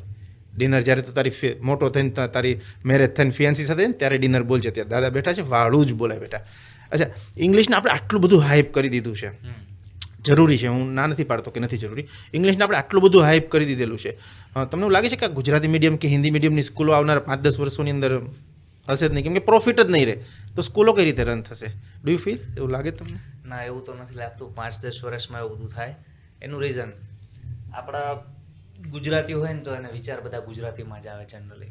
પછી આપણે ટ્રાન્સલેટ કરીને આપણે ટ્રાન્સલેટ કરીએ, ઇંગ્લિશ છે ને આપણે શું કરીએ, આપણે સીધો કઈ મને અંગ્રેજીમાં વિચાર નથી આવતો. હા, પણ હું અત્યારે એ જ કરું છું, ગુજરાતીમાં નાખું પછી ઇંગ્લિશમાં બોલું. મતલબ ફિલ્ટર છે કે આપણે જે વિચાર આવ્યો છે આઈડિયા એને આપણે નાખશું ને પછી ઇંગ્લિશમાં. એટલે સ્કૂલમાં એવા કઈ ફેરફાર થાય કે ભાઈ ગુજરાતી હિન્દી મીડિયમ બંધ થઈ જાય, આવું તો નહીં થાય. અચ્છા, બાળક ઉપર છે ને એક પ્રેશર ક્રિએટ થઈ ગયું છે. અને પ્રેશર એવું છે કે અત્યારના પેરેન્ટ્સ છે ને જનરલી તો જોઈન્ટ ફેમિલીમાં રહેતા જ નથી. અત્યારે તો મમ્મી પપ્પાને 2 બાળક આટલા જ રહેતા હોય, બાકી ફેમિલી બહાર હોય, એટલે કેર કરવાવાળું કોઈ હોય નહીં. પણ છતાં છે ને અત્યારે એક સિસ્ટમ એવી થઈ ગઈ છે કે બાળકો છે ને, મેં કીધું કે સ્ટેટસ સિમ્બોલ બની ગયા છે. બાળક ખુશ છે કે નહીં એ નથી જોતા. કોઈ પણ માવતર છે ને એના છોકરાને એ રીતે આંકે છે કે કેટલા પર્સન્ટેજ લાવ્યા, કેટલું સારું બોલી શકે છે. એટલે એની પર છે ને એક પ્રેશર ક્રિએટ થાય છે ધીમે ધીમે ધીમે ધીમે ધીમે મારે સારું પરફોર્મ કરવું જ પડશે, મારા પપ્પાની એક્સપેક્ટેશન છે, મારી મમ્મીની એક્સપેક્ટેશન છે. પેરેન્ટ્સ છે એક બાળકના ભણતરમાં કઈ રીતે રોલ ભજવતો હોય છે? અને હું થોડુંક ડિકોડ કરીને સમજાવવાનું ટ્રાય કરું. પેરેન્ટ્સ શબ્દ છે ને એ બહુ મોટો છે. મતલબ મમ્મીએ જે હદે આપણને પ્રેમ કરેલો છે, કરે છે અને કરશે, સેમ પપ્પા. તો એની જે આશા છે ને, એક્સપેક્ટેશન બાળક પ્રત્યે, એ રાઈટ છે. સમજો, આપણે ઘણી બધી વાર સાંભળેલું હોય કે માતા છે એ આખા વિશ્વની જેટલી પણ વસ્તી છે એમાં તમને જેટલા લોકો પ્રેમ કરે છે એ બધા કરતાં 9 મહિના વધુ પ્રેમ તમારા મમ્મી તમને કરે. ગર્ભમાં 9 મહિના વધારે સાચવ્યા હોય. પપ્પા છે એ ટાઢો રોટલો ખાય ને નોકરીએ જાય ત્યારે, ધંધે જાય ત્યારે, તે ઘરે ગરમ ગરમ રોટલી બનતી હોય. એટલે બેયનો હક છે એ આશા રાખવાનો. પણ અત્યારે થયું છે એવું કે એ આશાને, એક્સપેક્ટેશનને શો અલગ રીતે કરવામાં આવે છે, એક પ્રેશરનું નિર્માણ કરવામાં આવે છે. અને કમ્પેરિઝન મેઇન, મતલબ આમાં એ કમ્પેરિઝનને હિસાબે છે એ બાળક મૂંઝાય છે. તમે જોજો, કોઈ વ્યક્તિ છે ધારો કે રાઘવ, એને છે રેગ્યુલર 60-70% આવે છે, એને પાડોશી અથવા માસીનો છોકરો, કાકીનો દીકરો છે એ કંઈક 90% લાવતો હશે, એને સીધું ઉદાહરણ આપવામાં આવશે, કાકીના દીકરાને જો, માસીના છોકરાને જો. શું કામ? એનો ઇન્ટરેસ્ટ મેથ્સ સાયન્સમાં થોડોક વધુ છે. આપણા રાઘવનો ઇન્ટરેસ્ટ મેથ્સ સાયન્સમાં વધુ નથી. એ સ્પોર્ટ્સમાં કંઈક આગળ વધવા માગે છે, અને ગીત ગાવામાં રસ છે, અને પેઇન્ટિંગમાં રસ છે. તો આ પેઇન્ટિંગ સરસ કરતો હશે ને, તો ઓલા કાકીના દીકરાને, એ કાકી અથવા માસીના છોકરાને એ માસી એમ નહીં કે ઓલો જો કેટલું મસ્ત મજાનું પેઇન્ટિંગ કરે છે, તું 90%માંથી 60% વ્યાય પણ પેઇન્ટિંગ મસ્ત, આવું ઇન્સ્પિરેશન, આવું સાંભળે, આવું ઉદાહરણ આપે એવું સાંભળ્યું નહીં. માત્ર ભણવાની બાબતમાં જ અવડા દીકરા છે, એને કમ્પેર કરવામાં આવે છે. એટલે ક્યારેક યસ, આ પ્રકારનું પ્રેશર છે, આ પ્રકારની એક્સપેક્ટેશન જે રીતે શો કરે છે અવડા અમથા બાળકને, એ કંઈક અંશે ખોટું છે. સપોર્ટ કરવા જોઈએ સો દેટ બાળકને કોન્ફિડન્સ આવે કે એટલીસ્ટ મારા મમ્મી ને પપ્પા મારી સાઈડમાં છે. આ તો આખું દુનિયા, આખી જહાં એને એમ કહે છે કે ભાઈ તું કરી શકીશ, ને ઘરેથી માતા પિતા જો એને એમ કહે કે બીજો ઓલો નોકરીએ ચડી ગયો છે, ઓલોય નોકરીએ ચડી ગયો છે, તો કેટલા વર્ષથી તૈયારી કરે છે? યસ, એક લિમિટ હોય કે ભાઈ તમે 3 વર્ષ તૈયારી કરી છે, 4 વર્ષ તૈયારી કરી છે, જીપીએસસી જવા દો, તલાટી પાસ નથી થતી તો પછી મૂકી દેવાય, બીજું ફિલ્ડ અપનાવાય, કંઈક નવું એના કરતાં મોટું ફોડી લેશું. 4-5 વર્ષથી વધારે તલાટી પાસ ના થાય તો તૈયારી ના કરાય. એટલે ઈ પર્સપેક્ટિવથી જોયો તો માતા ને પિતા રાઈટ છે. પણ હું કહું ને એમ બધી સાઈડમાં લિમિટ રાખીને માતા પિતા અથવા જે તે સ્ટુડન્ટ છે એ એના પેરેન્ટ્સ તરફ જોવે. બાળકની જવાબદારી છે, એ આશા પૂરી કરવાની જવાબદારી છે. એને મન ફાવે ત્યારે લેક્ચર જોવામાંથી ક્યારે રીલમાં ફંટાઈ જાય છે, એને મન ફાવે તો ઓનલાઈન ટેસ્ટ આપતો હશે તો આખી ટેસ્ટ પૂરી નહીં કરે. તમે જો 100 માર્ક્સનો એ ટેસ્ટ પેપર આપતો હશે ને, મોડલ પેપર, તો એને 30 ક્વેશ્ચન સોલ્વ કરી, 31, 32, 33, 3 અઘરા લાગ્યા, એ ટેસ્ટ સીધી સ્કીપ કરશે, એન્ડ આપી દેશે, અને પછી પાછું એને ઘડીક મનોરંજન કરશે. કેમ? એ 30 ક્વેશ્ચન સોલ્વ કરીને થાકી ગયો. તો મમ્મી પપ્પાએ એટલા માટે ફી ભરીને સ્કૂલમાં ભણાવ્યા છે, મમ્મી પપ્પાએ એટલા માટે માવજત કરીને મોટા કર્યા છે. ઘરે ક્યારેક જુઓ કેટલા વર્ષથી દરવાજો, મેઇન દરવાજો આમનો આમ છે, એ પોપડી ખાય, મતલબ મેઇન દરવાજાને કલર નથી થયો. ઘરની દિવાલે જુઓ, જ્યાં ખીલ્લી એકવાર ખોડાઈ ગઈ હતી ત્યાં ઘડિયાળ નહોતી લાગી, તો એ ખીલ્લીનું જે મતલબ એ જે ખોદેલું એ એમનું એમ જ છે. એ બુરવા જેટલી સિમેન્ટ ત્યાં નથી લાગી, એટલો કલર, એટલી પટ્ટી ત્યાં નથી લાગી. તો બાળક જો જવાબદારી સમજે તો મતલબ એ જે એક્સપેક્ટેશન છે એને પૂરી કરી શકે. નાની નાની વાતે હારી જશે, 30 ક્વેશ્ચન ઊભો રહી જશે તો 5 વર્ષીય યોજના થશે, અને તલાટી પાસ તોય નહીં થાય. અચ્છા, હું બિલીવ કરું છું કે ટેકનોલોજી સમય સાથે આવવી જોઈએ એજ્યુકેશનની અંદર. આટલો બધો એક્સેસિવ યુઝ અત્યારે ટેકનોલોજીનો થઈ ગયો છે એ હદે કે વાત થઈ કે લેક્ચર ચાલતો હોય એની વચ્ચે રીલ સ્ક્રોલ કરવાનું ચાલુ થઈ જાય, અને રોકી શકાય ખરું કે આની કોઈ ટેકનોલોજી આવે છે અત્યારે? તમે જોઈ છે એવી કોઈ ટેકનોલોજી? ઘણી બધી એપ્લિકેશન એવી છે કે એ એપ્લિકેશન તમે ડાઉનલોડ કરી નાખો અને એની અંદર છે ટાઈમર સેટ કરી દો કે ભાઈ હાલો ઇન્સ્ટાગ્રામ છે તો આટલો ટાઈમ માટે યુઝ કરી, યુટ્યુબ છે તો આટલા ટાઈમ માટે યુઝ, જે કંઈ લેક્ચર માટે યુઝ કરવાનું કરો. ઇન્સ્ટાગ્રામ એવું નથી કે એની અંદર ખાલી રીલ્સ બધી મનોરંજન માટેની આવે છે, બહુ બધા એજ્યુકેટર્સ એના ઉપર અવેલેબલ છે ને બહુ બધું કન્ટેન્ટ પીરસે છે. યુટ્યુબની અંદર એવું નથી કે ખાલી લેક્ચર આવે છે, એમાં બધી વસ્તુ આવે છે, એમાં મતલબ એન્ટરટેનમેન્ટ માટેના વિડીયો આવે છે. એટલે એક તો યસ આપણી પોતા પાસે એટલો સેલ્ફ કંટ્રોલ હોવો જોઈએ કે મારે શું જોવાનું છે હું નક્કી કરી શકું. પણ એ સેલ્ફ કંટ્રોલ ના રહ્યો હોય તો પછી આવી એપ્લિકેશન એકાદી ડાઉનલોડ કરી લેવાની કે જેની મદદથી ટાઈમર સેટ કરી શકું. ભાઈ ઓકે આટલા મિનિટ 24 કલાકમાં હું યુઝ કરી શકું કે 5 મિનિટ કે 7 મિનિટ ઇન્સ્ટાગ્રામ, પછી ઓપન જ ના થાય. ટેન્શન જ નહીં પછી. ટેન્શન નહીં, મતલબ એ સર્ચ કરી શકો છો હે ને. બધી વસ્તુ છે એ એપ્લિકેશનનું નામ આપણે કહી દેશું તો એ એજ્યુકેટરનું કામ નથી હે ને. વે શો કર્યો છે, ગોતવાનું છે હાથ. ગોતવાનો હાથે છે. આટલા બધા સ્ટુડન્ટને તમે મળતા હો, ટ્રોમા શબ્દ ક્યાંથી આવી ગયો છે અત્યારે ચિલ્ડ્રનની અંદર? મેન્ટલ હેલ્થની વાત હવે ધીમે ધીમે થવા લાગી છે. તમને સ્ટુડન્ટ બેઠા હોય તો કમ ખ્યાલ આવે કે આ સ્ટુડન્ટને ટ્રોમા છે, મેન્ટલ હેલ્થના ઇસ્યુ આવી ગયા છે ભણતરના કારણે, પેરેન્ટ્સના કારણે, એવું દેખાય? એવા કિસ્સાઓ આવેલા ખરા તમારી પાસે કંઈ? રિસેન્ટલી કોચિંગમાં એક બાળક એટલે કોમ્પિટિટિવ એક્ઝામની પ્રિપરેશન કરે. હું તમને એની એજ કહું 30 વર્ષ. અચ્છા, 30 વર્ષ મારી એજ નથી એટલે ખાસા વર્ષોથી તૈયારી કરે. એટલે હા, એમ સમજો, વિચારો, જે માણસ કોમ્પિટિટિવ એક્ઝામના ફિલ્ડમાં પડ્યો છે એ દલદલમાં પડ્યો છે, એ બહાર નહીં નીકળે. કે બહાર નીકળવાનો એક જ રસ્તો છે, ફટાફટ એક્ઝામ ક્રેક કરીને ધંધે લાગી જાઓ. ધંધે મીન્સ જે નોકરીની તૈયારી કરતા હતા એ નોકરીએ લાગી જાઓ. ક્યારેક એવું થઈ કે અંદર ફસતો જાય કે ભાઈ હું નોકરીની તૈયારી મૂકી નાખું. કેમ તો કે સેજ 0.25 માટે રહી ગયું, આ વર્ષે હું કરી જઈશ. પાછો 0.25 માટે રહી જાય, 0.50 માટે રહી જાય, ક્યારેક 5 માર્ક માટે રહી જાય. કાં તો ઘરેથી ને એવી એક્સપેક્ટેશન હોય ભાઈ કેટલા વર્ષથી તૈયારી કરે છો, 6 મહિના તને હજુ વધી આપ્યા, 2 ભરતી આવે છે એના ફોર્મ ભરને એ પાસ કર. પછી એક સિચ્યુએશન એવી આવે કે એ થાયકો હોય, ઘરેથી નહીં થાયકા હોય, એટલે પછી નક્કી એવું થાય કે ભાઈ કંઈક કામ ધંધે લાગી જાઓ. કામ ધંધે લાગે, મેં જોયેલા છે એક્ઝામ્પલને. એક્ઝામ એ લોકો ક્રેક કરે એ જોયેલું છે. એ લોકો હીરા ઘસવામાં લાગી જશે, એ લોકો છે એ ક્યાંક જ્યુસ બનાવવામાં લાગી જશે, એ લોકો છે એ કંઈક પ્રાઇવેટ નાનો મોટો ધંધો કરી લેશે, કોઈ કંપનીમાં નોકરી કરી લેશે કે જેમાં કંઈ પણ કામ કરી લેશે કે ભાઈ મારે ઘરને અત્યારે સાચવવું છે, મારી જવાબદારી એ સમજે છે. 6 મહિના કે વર્ષ દિવસ માટે આવું મહેનતનું કામ કરશે ને એટલે એને ખ્યાલ આવશે. લાઇબ્રેરીમાં પંખા હેઠળ બેસીને વાંચવાનું મતલબ એ હારામારી જોબ હતી, પાછા પ્રિપરેશનમાં પડશે. અને એ એનું કમબેક છે. જો એ કમબેકમાં હકીકતમાં એણે એક્ઝામ ક્રેક કરી નાખી આવતા 6 મહિનામાં તો કામ થઈ ગયું. જો પાછું 6 મહિના વર્ષ દિવસમાં ન થયું, લૂપમાં ફસાઈ ગયો. 30 વર્ષના આમ થવાય, કંઈ ના કરો ને તો એ મોટા થાવ જ તે. સમજો ને, મતલબ વાત આવી થઈ. એટલે ક્યારેક ઘરેથી પ્રેશર હોય, ક્યારેક એની અંદર છે એટલો અટવાતો જતો હોય, ત્યારે સમજવાનું ભાઈ કે ધીરજ એટલી બધી ન રાખવી કે એ જ વહી જાય. કેમ કે ભગવાને મનુષ્ય અવતારમાં મોકલા છે તો ખાલી સરકારી નોકરી કરવા માટે આપણા જીવનના બહુ બધા ગોલ છે, જીવનનો કંઈક પર્પઝ છે. પર્પઝ ફાઇન્ડ આઉટ કરવાનો છે, એ દિશામાં આગળ વધવાનું છે, કામ કરવાનું છે. અચ્છા, સ્ટુડન્ટ લાઈફની અંદર છે ને અમારી સોસાયટીનો જ એક કિસ્સો છે. એક છોકરો છે, 15-17 વર્ષની એજ હશે. 15-17 વર્ષનો છોકરો મેં રમતા નથી જોયો આજ સુધી.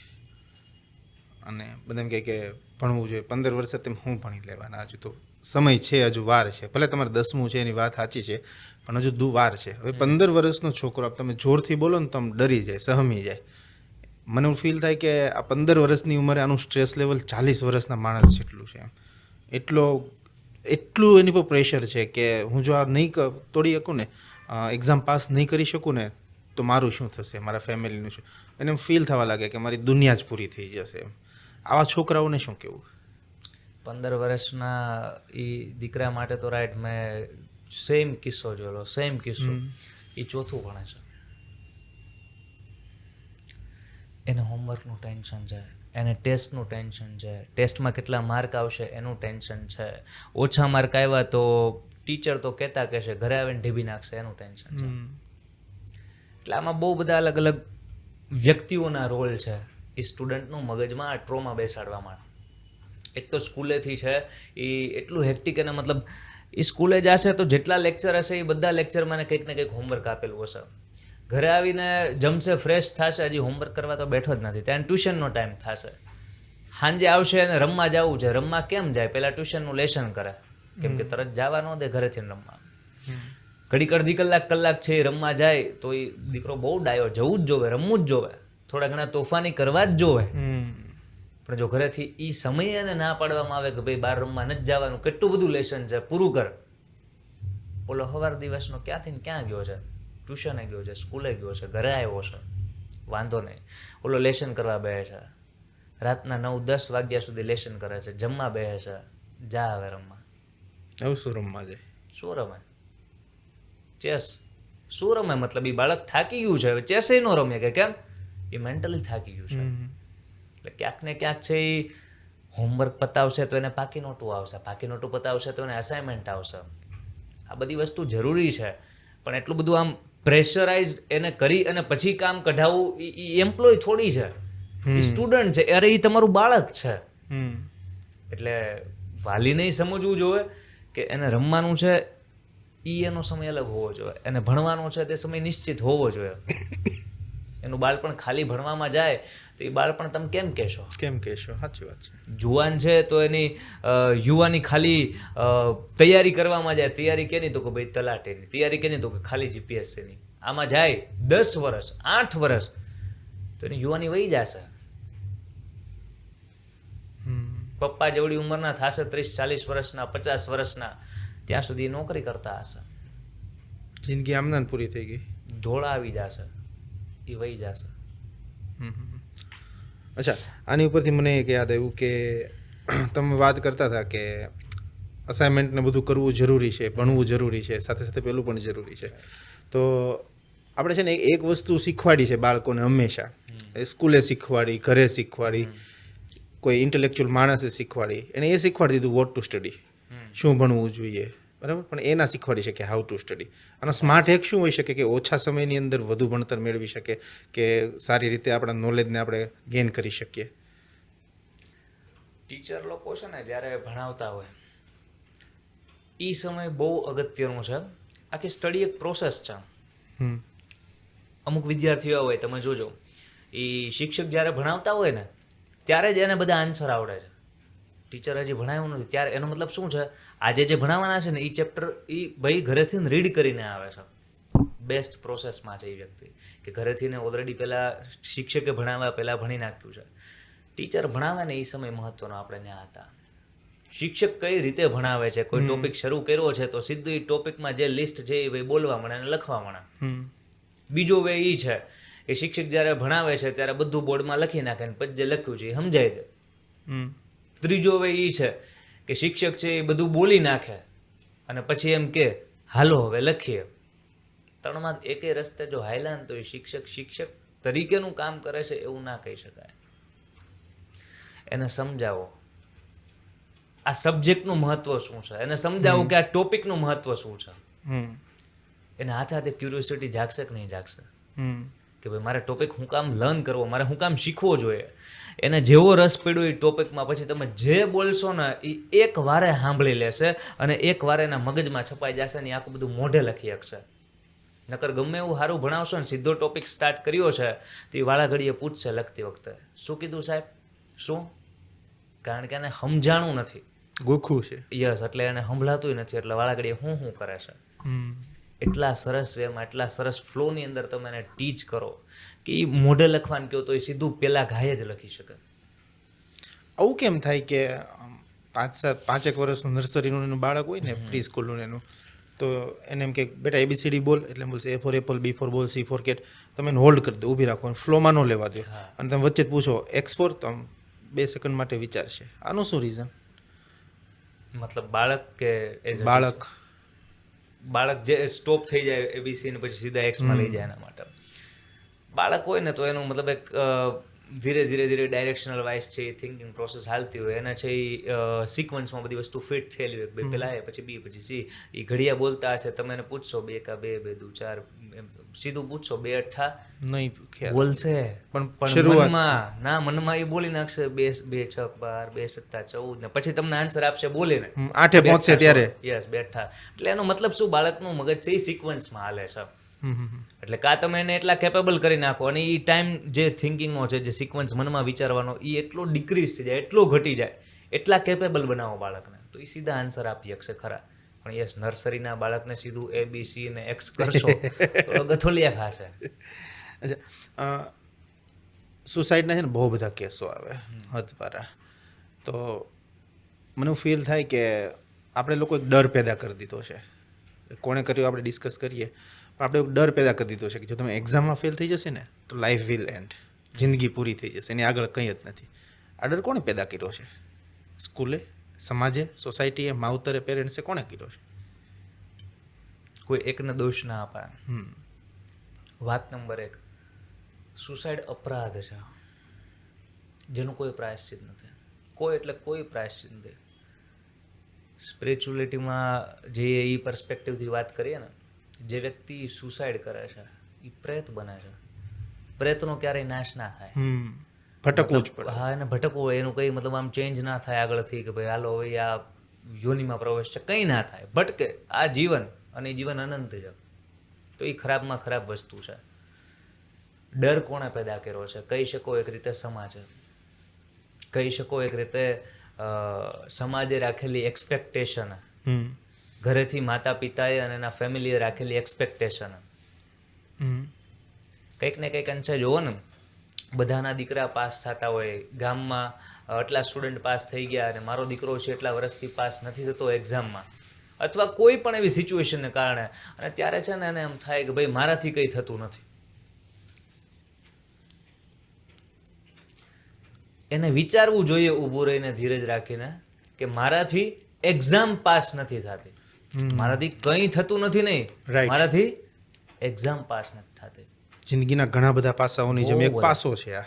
બહુ બધા યસ મતલબ સ્કોપ તમે જુઓ ને હું તો કહું જો 3-4 વર્ષ સુધી ધારો કે એક્ઝામ પાસ નથી થાય કેટલી સારી વાત કે જીવનમાં મતલબ જે સ્કોપ છે એની અંદર હાલો મને ઇન્ટરેસ્ટ છે આ 2 વસ્તુમાં અથવા તો હું આ 10 વસ્તુ કરી શકું એમ છું પછી એમાંથી ફિલ્ટર કરીને એક પછી એક મારે જે કરવું છે હું પસંદ કરીને એ ફિલ્ડમાં આગળ વધીશ પણ એટલીસ્ટ 3-4 વર્ષમાં એકને તો મેં કાઢ્યું કોક કે આ તો નથી જ કરવાનું. સરકારી નોકરીની તૈયારી ઓકે આ તો નથી. ધારો કે કોઈ ધંધામાં ફેલ થયા છો, વાળાઘડીએ ફેલ થાવ છો અને તમને એમ લાગે છે કે નહીં ભાઈ આ ધંધો નથી મારી ભૂલ આમાં થાય છે, ભૂલ સ્વીકારીને આગળ વધો છો ધી બેસ્ટ પણ એમ લાગે છે કે આપણે આ માટે નથી તરત એના સાઈડમાં કરો અને મેઇન લાઈન બીજી ગોતો તો ઇઝી થશે ને મતલબ કે આ નથી કરવાનું આપણે આઈડેન્ટિફાઈ કર્યું તો વિચારો આ પોઝિટિવ વેથી વિચારીને લાઈફમાં અલગ પાસા જે કંઈ છે એમાં જે દિશામાં આગળ વધવું છે એ તમે ગોતી શકશો. નકર પછી આપણે સીધું નેગેટિવ મારથી આ થતું નથી, મારથી કંઈ થતું નથી, આઈ હેવ ટુ સુસાઇડ કરીને ભટકો. જે માણસ પોતાની જાત માટે સારું ન વિચારીએ કે સમાજ માટે શું સારું વિચારવાનો, પરિવાર માટે શું સારું વિચારવાનો. અચ્છા why we only celebrate toppers? આપણે કેમ સારા રિઝલ્ટને સેલિબ્રેટ કરીએ છીએ, આપણે મહેનતને કેમ સેલિબ્રેટ નથી કરતા? એક છે ને મેન્ટાલિટી એવી થઈ ગઈ છે બધાય નહીં. મેં જોયું આ તમે ખુદ કદાચ આ મહેસૂસ કરો બધા જેટલા લોકો સાંભળે છે તમે જોજો ઘરે જઈને કંઈક ખુશ ખબર આપજો, કોઈ પણ ખુશ ખબર આપજો કે આજે મેં આ ડીલ કરી તો આજે મતલબ આટલા હજારનું આટલા લાખનું મને બેનિફિટ થયો, કંપનીને આટલો ફાયદો થયો, બહુ રાજી થશે. એ ખુશી જોજો પછીના જ દિવસે સવારે એટલી નહીં હોય, રૂટીન સેમ રાત હા બીજે દિવસે બીજી એક્સપેક્ટેશન હશે તમારી પાસે. હા તમે પાછી કંઈક ખુશી આપશો એ દિવસ સુધી હાલશે અથવા તો એ ટાઈમિંગ ઘટતો જાય, અમુક કલાક સુધી હાલશે, અમુક મિનિટ સુધી, પછી જે નોર્મલ ટોક હતી જે નોર્મલ વેમાં વાત કરતા હતા એ વેમાં પાછા આવી આવશે. એટલે ડેઈલી એવોર્ડ્સ જોઈતા છે, ડેઈલી સક્સેસ જોઈતી છે. એટલે આ રીતે એક મેન્ટાલિટી થઈ ગઈ છે બધાની ભાઈ સારી વસ્તુ છે એને સેલિબ્રેટ કરો, ટોપર્સ છે એનું સેલિબ્રેશન કરો, મહેનત કેટલી કરી છે કોઈ પૂછતું નથી. પણ હકીકતમાં એને પૂછવું જોઈએ કે તે મહેનત કેટલી કરી છે, ફેલ થયો છો શા માટે ફેલ થયો છો, એને ગાઈડન્સ મળે તો યસ એ પણ ટોપર બની શકે ને. ટોપરનું સેલિબ્રેશન ના થવું જોઈએ નહીં, થવું જ જોઈએ, કેમ કે એણે ક્યાંક ને ક્યાંક મહેનત કરીને ટોપર બન્યો છે. પણ હારવાર જ્યારે મહેનત કરી છે, સેજ રહી ગયા છે, આસ્ક ધેમ, પૂછો એમને ક્યાં અટકા છો, તો એ ટોપર બનશે. આનાથી સારા સમાજનું નિર્માણ થાય. અને પાછું એ લોકો જ મૂકતા હોય, સ્ટેટસમાં મૂકે કે મજા ડેસ્ટિનેશનમાં ન હોય, જર્નીમાં હોય, પછી પાછા એના ટોપરને જ ખાલી સેલિબ્રેટ કરતા હોય, અને એના જ ફ્રેન્ડ્સ કદાચ પાછળ લઈ જતા હોય ને તો દૂર થઈ જતા હોય. મેં છે ને સુરતની અંદર એક ઇવેન્ટ થયેલી 3-4 વર્ષ થઈ ગયા. સૌજીભાઈ ધોળકિયા હતા અને કદાચ સંજયભાઈ રાવલ પણ હતા અને 3-4 બીજા મહાનુભાવો પણ હતા એની અંદર. એ લોકોએ સેલિબ્રેશન કર્યું હતું ફેલિયરનું. ખૂબ સરસ. એટલે જેટલા પણ બાળકો ફેલ થયા હતા ને એ બધાને એના પેરેન્ટ્સ સાથે બોલાવ્યા હતા અને એનું સેલિબ્રેશન કર્યું હતું. હવે આ મુમેન્ટ આગળ ન ગઈ, આની હાઈપ ન થઈ. શા માટે ન થઈ? તો મને એવું ફીલ થયું ત્યાં કે જે ખરેખર વાત ડિસ્કસ થવી જોતી હતી, હવે એવું ડિસ્કસ થશે કે આ માણસ 95% લાવ્યો.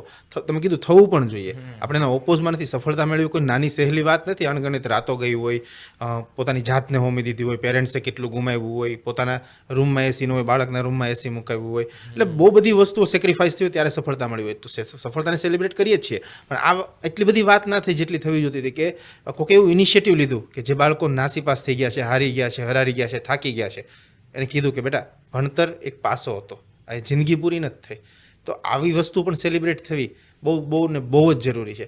તમારા ત્યાં પેરેન્ટ્સ આવતા હોય, જે બાળકો આવતા હોય છે, એમના પેરેન્ટ્સ હોય કે તમે 1-to-1 એમને થતા હો, તો એક વાત કે બે વાત એવી કઈ તમે સ્પેશિયલી બધા જ ટીચર્સ પેરેન્ટ્સને કહેતા હો કે આ વસ્તુનો તો ખ્યાલ રાખવો બહુ જરૂરી છે? પેરેન્ટ સારવાર ગમે મીટિંગ થતી હોય અથવા તો પેરેન્ટ સારવાર મીટિંગ કરવામાં આવી હોય, બે વસ્તુ હોય. પેરેન્ટ સારવાર મીટિંગ જ્યારે કરવામાં આવે ને ત્યારે શિક્ષક છે એ સ્ટુડન્ટનો વાંક હોય ને ત્યારે મીટિંગ થાય. ટીચરે મીટિંગ કરાવી હોય. તમે જોજો એનો ફર્સ્ટ નંબર આવ્યો છે ટેસ્ટમાં, બધાથી સારા માર્ક આવ્યા છે, એના માટે ક્યારે નાની એમથી વાલી મીટિંગ નહીં યોજી નાખે ભાઈ તારા વાલીને લેતા જા, હસતા હસતા ભાઈ તમારા વાલીને લેતા હો જા, નહીં લેતા આવે, નહીં બોલાવવામાં આવે. પણ એ જ દીકરાનો કંઈક વાંક હશે તરત બોલાવવામાં આવશે. જવા દઈએ જે કંઈ વાત હોય. વાલી જ્યારે આવે ને ત્યારે નોર્મલી 2-3 વાત કે જે હું એમની હારે ડિસ્કસ કરતો હોય કે ભાઈ તમારો દીકરો કે દીકરી, તમારું જે સંતાન છે એને ભણવામાં જે દિશામાં રસ છે એ દિશા દેખાય છે. એને આ ફિલ્ડમાં અમારે એક સ્ટુડન્ટ હતો પહેલાં, હું જ્યારે સ્ટાર્ટિંગમાં કોચિંગ કરાવતો ઓફલાઈનમાં ત્યારે એ આમ એન્જિનિયર ટાઈપનું ટેકનિકલ એનું માઇન્ડ. કોચિંગમાં કંઈ પણ લાઇટને કંઈ થયું હશે, એસીને કંઈ થયું હશે, પંખાને કંઈ પણ થયું હશે, આમાં ઇલેક્ટ્રિશિયન ન બોલાવવાનો હોય, એ કરી નાખે, એ ભાઈ કરી નાખે. સમજો તો મોટો થઈને એને કંઈ એસી ને પંખા રિપેર કરાવવાળો આપણને એ ડાયરેક્શન નથી મળે એમાં. આપણે બહુ ફ્યુચર આગળ જોઈ અને મતલબ એનું માઇન્ડ ટેકનિકલ હાલે છે. એને તો ક્યાંય કોર્સ કર્યો નથી. આવી સારી વાત હોય એ નોર્મલી અમે પેરેન્ટ્સને કરતા હોય, કહેતા હોય. બીજી વાત પેરેન્ટ્સને અમે એ કહેતા હોય કે ભાઈ આજ આપણે ક્યારની જે વાત હાલે છે ને, hectic schedule, pressure, trauma generate થાય, આ બધી વસ્તુ એમ, તો સ્ટુડન્ટને એવું ફીલ કરાવીએ કે ભાઈ તમારા પેરેન્ટ્સ એક વસ્તુ જો અહીંયા પાછા આવ્યો, પેરેન્ટ્સ છે ને એ એના સંતાનને જેટલો પ્રેમ કરે છે ને એટલો પ્રેમ ફીલ નથી કરાવી. રાઈટ, બહુ સાચી વાત છે. કદાચ ને જો જેટલો પ્રેમ કરે છે એટલો પ્રેમ ફીલ કરાવી જાય ને, સુસાઇડના જેટલા કેસ છે આપણે વાત કરતા હતા 50% સીધા ઓછા થાય.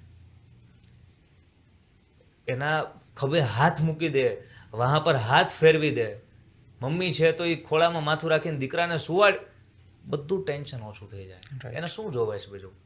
એટલે ઘરેથી આ એક સપોર્ટ હોય ને, એટલે અમે વાલીને બીજી રીતના આ કહેતા હોય કે ભાઈ એટલું બધું પ્રેશર કે એવું કંઈ ના આપવું, અહીંયાથી જેટલું કામ આપવામાં આવે છે એટલું રેગ્યુલર ખાલી કરાવતું રહેવું એમ, પ્રેશરાઇઝ કરીને નહીં.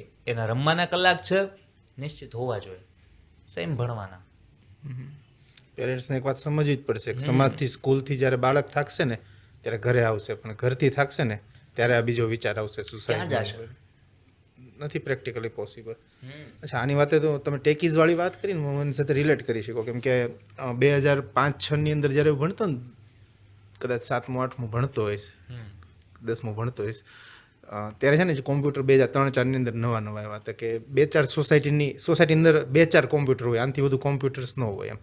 એટલે એ સમયની અંદર કોને ખબર ન કરે નારાયણ ને મને ક્યાંકથી થોટ આવ્યો ને મેં એમાંથી ભગવાને મને રસ્તો દેખાડ્યો ને મને ક્યાંકથી ફોર્મેટ મારતા આવડી ગયું કોમ્પ્યુટર. એટલે એ સમયમાં કોમ્પ્યુટર ન હોય, એ સમયમાં તમને ફોર્મેટ મારતા આવડે એટલે તમારી કેટલી ઇજ્જત થાય. અત્યારે તો આપણે બિઝનેસ પર્સપેક્ટિવથી જોઈએ નહીં, એટલે બધા આજુબાજુની સોસાયટી આખી, હું ચીકુવાડીમાં રહેતો નાના વાળા, એટલે આજુબાજુની સોસાયટીના બધા છોકરાઓ કોમ્પ્યુટર બગડે મને બોલાવે અને આપણે એક ચેવડાની ડીશ માટે કદાચ એનું કોમ્પ્યુટર ફોર્મેટે મારી દે કે આજાને એક ચેવડાની ડીશ ખવડાવી, રૂપિયાની પાણીપુરી ખવડાવી દે, આટલું ઇનફ હતું. એટલે આ વસ્તુ પ્રોસેસ થતી ગઈ અને લોકો છે ને મારા માઇન્ડમાં ફિટ કરતા ગયા કે તને કોમ્પ્યુટર રિપેર કરતાં બહુ સારું આવડે, કોમ્પ્યુટર રિપેર બહુ સારું આવડે, તું કોમ્પ્યુટરની દુકાન કર, કોમ્પ્યુટર. અને 4-5 વર્ષોની અંદર છે ને ખરેખર માઇન્ડમાં ફિટ પણ થઈ ગયું. અને 12માની એક્ઝામ પૂરી થઈ હશે અને મેં કોમ્પ્યુટરની બસ હું એટલું જ ભણ્યો છું અને પછી કોમ્પ્યુટરની એક નાની અમથી શોપની અંદર હું કામ કરવા લાગ્યો. એટલે એવું ભવિષ્ય દેખાડવું કે જે ભવિષ્ય ખરેખર મારી માટે બનેલું છે કે નથી બનેલું એ મને નથી ખબર હજુ, બરાબર. પણ આ બધા જે મને ડેઇલી બેઝિસ ઉપર જે સરાહના મળતી ને, કારણ વગરની સરાહના કે તું બહુ સારું કરે, બહુ સારું કરે, બહુ સારું કરે, એને છે ને મારું ભણતર છીનવી લીધું કદાચ. કારણ કે મારે બિઝનેસમાં નહોતું જવાનું, મારે ભણવાનું હતું, મારે બીજું કંઈ કામ કરવાનું હતું, બરાબર. તો વધુ પડતું એપ્રિસિએશન આપવું, વધુ પડતું બાળકને તમારે કહી દેવું અને વધુ પડતું સમય પહેલાં કમાતો કરી દેવો, બરાબર. આ વર્થ ઇટ છે ખરું? એનું રીઝન મમ્મી પપ્પા, ભાઈ બહેન, દાદા દાદી, કાકા કાકી, પર્સનલ ફેમિલી જે છે, એ સિવાયના જેટલા લોકો છે, જેટલા રિલેટિવ આવી ગયા એમ જેટલામાં, આ બધો સમાજ છે. હા, પેલા સમાજ સમજવો બહુ જરૂરી છે. કોણ સમાજ? બધા સમાજ છે. ક્યારેક એવું થતું હોય કે ઘરના જે હું નામ બોલ્યો 6-8 એમાંથી એકાદા સમાજમાં ક્યારેક વયા જાય, ન જવું જોઈએ, પણ જતા ન જવું જોઈએ. હા, હાલો આપણે ઘરમાં રાખીએ. બાકીનો જે કંઈ પણ સમાજ છે એ લોકો છે ને વાતે વાતું કરશે. તમે જોજો, કંઈ પણ તમે પોઝિટિવ કર્યું ને તે નેગેટિવ વાત કરશે એમ વાત નથી. એ વાત કરશે, તમે જે કર્યું ને એની વાત કરશે. તમે નેગેટિવ કંઈક કર્યું તો એ એની વાતું કરશે. સમાજનું કામ જ છે, સમાજની ટેવ છે. મતલબ એને કરવું હોય ન કરવું હોય ખબર નહીં, ભગવાન એને શક્તિ આપે છે કે ભાઈ તમારે આ કામ શરૂ રાખવાનું છે. એટલે એ વાતો શું કરશે? વાતું કરશે.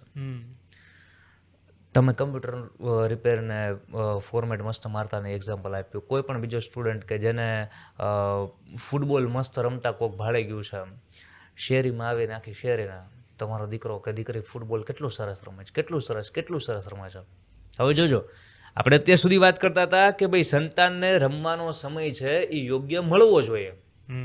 હવે હકીકતમાં એટલું સરસ ફૂટબોલ ના રમતો હોય ને એટલું અપ્રિસિએશન, ભણવાનું સાઈડમાં મૂકો, કોચિંગ ફૂલ ટાઈમ બધું સરસ મજાનું, સિટીની બહાર ના જઈએ કે ફૂટબોલમાં, મતલબ એ લેવલનું એનું પરફોર્મન્સ ના હોય. સેમ એ વસ્તુ થશે કે એજ્યુકેશન ઉપર એની અસર પહોંચશે. કહેવાનો મતલબ એમ છે, સમાજ ગમે કરજો, ફૂટબોલ હોય, કમ્પ્યુટર હોય, સમાજ કંઈક ને કંઈક કહેશે, પણ જે ઇનર વોઇસ છે એ જે કહે અને પેરેન્ટ્સનું જે ગાઈડન્સ હોય, ટીચરનું જે ગાઈડન્સ હોય એ મુજબ આગળ વધવું જોઈએ. જો હાથે ડિસિઝન લીધો સમાજના કહેવાથી કે ભાઈ તું આ કામ મસ્ત કરે છે, તો એને લાગે છે કે હું કામ એ મસ્ત કરું છું. જ્યારે હું એ કામ મસ્ત કરીશ ને ત્યારે મારા કસ્ટમર કેટલા બનશે? એમાંથી કદાચ એ કંઈ નહીં બને. સમજવા જેવી વાત છે એમ. એટલે સમાજનું સાંભળીને આગળ વધશું તો આગળ નહીં વધીએ, વધે રાખશો ગમે એ દિશામાં. તમે જ્યારે સત્ય સનાતન સંસ્કૃતિને બિલોંગ કરતા હો અને કોઈ પણ બુક્સની વાત આવે કે દુનિયામાં સૌથી વધુ જ્ઞાન ક્યાં મળે, તો તમે એવું જ બિલીવ કરો કે ભગવદ્ ગીતામાંથી દરેક મને મારા જિંદગીના સવાલના જવાબ મળી જ જશે. આટલું સરસ લિટરેચર આપણી પાસે હોવા છતાં અત્યારે ભગવદ્ ગીતા ભણાવવામાં આવે છે. ભગવદ્ ગીતા અપ્લાય થઈ ગઈ છે ગુજરાત સરકારના, મતલબ આ જે કંઈ સરકારી શાળા છે એમાં. ઓકે, તો આટલું લેટ કેમ થયું? જે લિટરેચર સૌથી પહેલું હોવું જોતું હતું એ પાછળ કેમ રહી ગયું? ધૂળ ચડી ગઈ હતી માનસ પટલ ઉપર. મતલબ સિસ્ટમમાં જે વ્યક્તિઓને કદાચ ને વહેલા આવવું જોઈતું હતું એ બહુ મોડા આવ્યા. વાંક એનો નથી, એ મોડા જૈનમાં હતા તો પહેલાંય તે જેને સિસ્ટમમાં આવવું હતું જેને આ ફેરફારો કરવા હતા. પણ આ સિસ્ટમ છે, તમારે જે કરવું છે એ 100% નહીં કરવા દે. સિસ્ટમ પ્રમાણે ચાલવું પડશે. પણ જે હોય અત્યારે શરૂ થઈ ગયું છે, બહુ મોટી વાત છે. બેટર છે. હવે આ કન્ટિન્યુ રહે તો બેસ્ટ છે. સમજો, ભગવદ્ ગીતાને આપણે કહીએ કે બધા સવાલના જવાબ મળે. અર્જુન છે એ પ્રશ્ન પૂછે, સંજય ઘડી કામ બોલે, શ્રી કૃષ્ણ ભગવાન છે એ પોતાનો રોલ જોરદાર રીતે નિભાવે. આ બધી વસ્તુ છે ને આપણે આમ જનરલ આપણે વાત કરતા હોય એ વાતું તરીકે લઈ લીધી છે. એ વાતું નથી, એ બધી લર્નિંગ્સ છે, એ લેવાની છે. આપવાનું નથી. હા, મતલબ સમજો, એ જનરલ કોઈ બુક નથી, ગ્રંથ છે.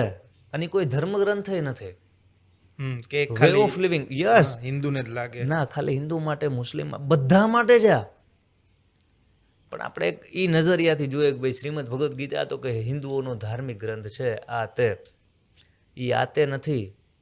પ્રભુ શ્રી કૃષ્ણ મતલબ એની વાણી છે, એ સમર્થના વિચાર, મુખમાંથી નીકળેલો સમર્થ વિચાર છે. અમે લોકો સ્વાધ્યાયમાં જતા હોય ને, ત્યાં આ જ વાત કહેવામાં આવે. ખુદ વિચારો, ભગવાન 2.5 ફૂટ આગા ઊભા હોય અર્જુનથી, તો અર્જુનને યુદ્ધ હું કામ કરવાનું? 2.5 ફૂટ આગા મારી બાજુમાં અહીંયા ભગવાન બેઠા હોય તો મને યુદ્ધ હું કામ કરવા દે? આમ કરીને આમ બધું હરખું ન કરી નાખે? અધર્મનો નાશ કરવા જ ભગવાને જન્મ ન લીધો હોય? પરિત્રાણામ સાધુનામ વિનાશાય ચ દુષ્કૃતામ, તો કેમ ચપટી ન વગાડે?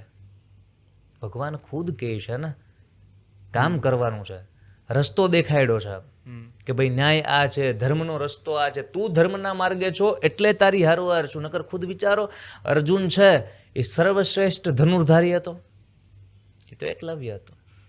અર્જુન જે સર્વશ્રેષ્ઠ ગદાધારી હતો, એ તો ભીમ હતો. કેમ અર્જુનના પક્ષમાં શ્રી કૃષ્ણ? કેમ? અર્જુન છે એ ધર્મના નીતિના માર્ગે હતો. રાઈટ. ઓપ્શન એની પાસે હતો કે મોટી જબરી છે એ વિષ્ણુ સેના લે, નહીં, ભગવાન મારા પક્ષમાં આવવા જોઈએ, આખી દુનિયા મારા પક્ષમાં થાય. એટલે આ મતલબ બહુ વિરાટ તત્વજ્ઞાન છે. અર્જુનની આંખો અંજાતી હોય, એ વીર યોદ્ધાની, એને છે એ ચક્ષુનું જ્યારે મતલબ ભગવાન દાન કરે ને ત્યારે એનું વિરાટ સ્વરૂપ જોવે ને તોય આંખ અંજાય. આપણે એ ગ્રંથને, એ સમર્થના મુખેથી નીકળેલા સમર્થ વિચારને, સર્વશ્રેષ્ઠ મતલબ એ જે તત્વજ્ઞાન છે એને બુક કહીએ છીએ મેં કીધું અત્યારે નોર્મલી. અચ્છા, આ એક વાત થઈ. હવે આપણે સેક્યુલર દેશની વાત કરતા હોઈએ તો એક વાત થઈ એક ગ્રંથની, ભગવદ્ ગીતાની. આ તો આપણે નાખી દીધો આજે, બરાબર? તો કુરાન શરીફ કેમ નહીં? કે ક્રિશ્ચનનો કોઈ ગ્રંથ કેમ નહીં? તો એમાં પણ સારા વિચારો હશે ને. જ્યારે 100% તમે સેક્યુલર દેશમાં રહેતા હો ત્યારે દરેકમાંથી સારા વિચારો લઈને એજ્યુકેશન સિસ્ટમમાં નાખવા કેટલા જરૂરી અને થશે?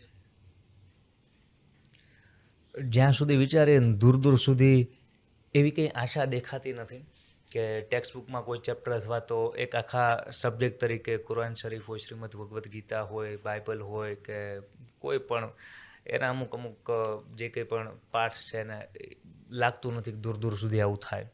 એના રીઝન છે કોઈ પણ કોચિંગ હોય અથવા તો સ્કૂલ હોય એની અંદર ધર્મનું જ્ઞાન આપવું એ યોગ્ય નથી માનવામાં આવતું. બહુ સાચી વાત છે. આપવું ના જોવે આમ જનરલી. નકર કેવું થાય, કોઈ ટીચર છે ધારો કે મુસ્લિમ છે, કોઈ ટીચર છે હિન્દુ છે, અને ક્લાસમાં મોટા ભાગની સંખ્યા અલગ અલગ હોય ને, 50% કંઈ ના બેઠા હોય, તો એ જ્યારે ટીચ કરતા હશે ત્યારે એ બે પાઠ થઈ જશે, શિક્ષકોના ભાગ થઈ જશે. રાઈટ. આમ તો ન થવું જોઈએ મારી દ્રષ્ટિએ. સાચી વાત છે. અચ્છા, આપણે ઘણા બધા એવા કિસ્સાઓ બન્યા કે જેના કારણે આપણે એજ્યુકેશનની સિસ્ટમની અંદર હ્યુમન બોડી વિશે ભણાવવાનું શરૂ કર્યું. જેટલું શીખવું જોઈએ હજુ તો એટલું પણ નથી શીખવાતું. એક બેઝિક તમને બોડી સ્ટ્રક્ચર વિશે સમજાવી દે કે દરેક અંગોને આ નામથી કહી શકાય, સ્ત્રીને માસિક આવે, પુરુષને ના આવે, આવું બેઝિક ઉપર છેલ્લું વાત આવતી હોય. બરાબર?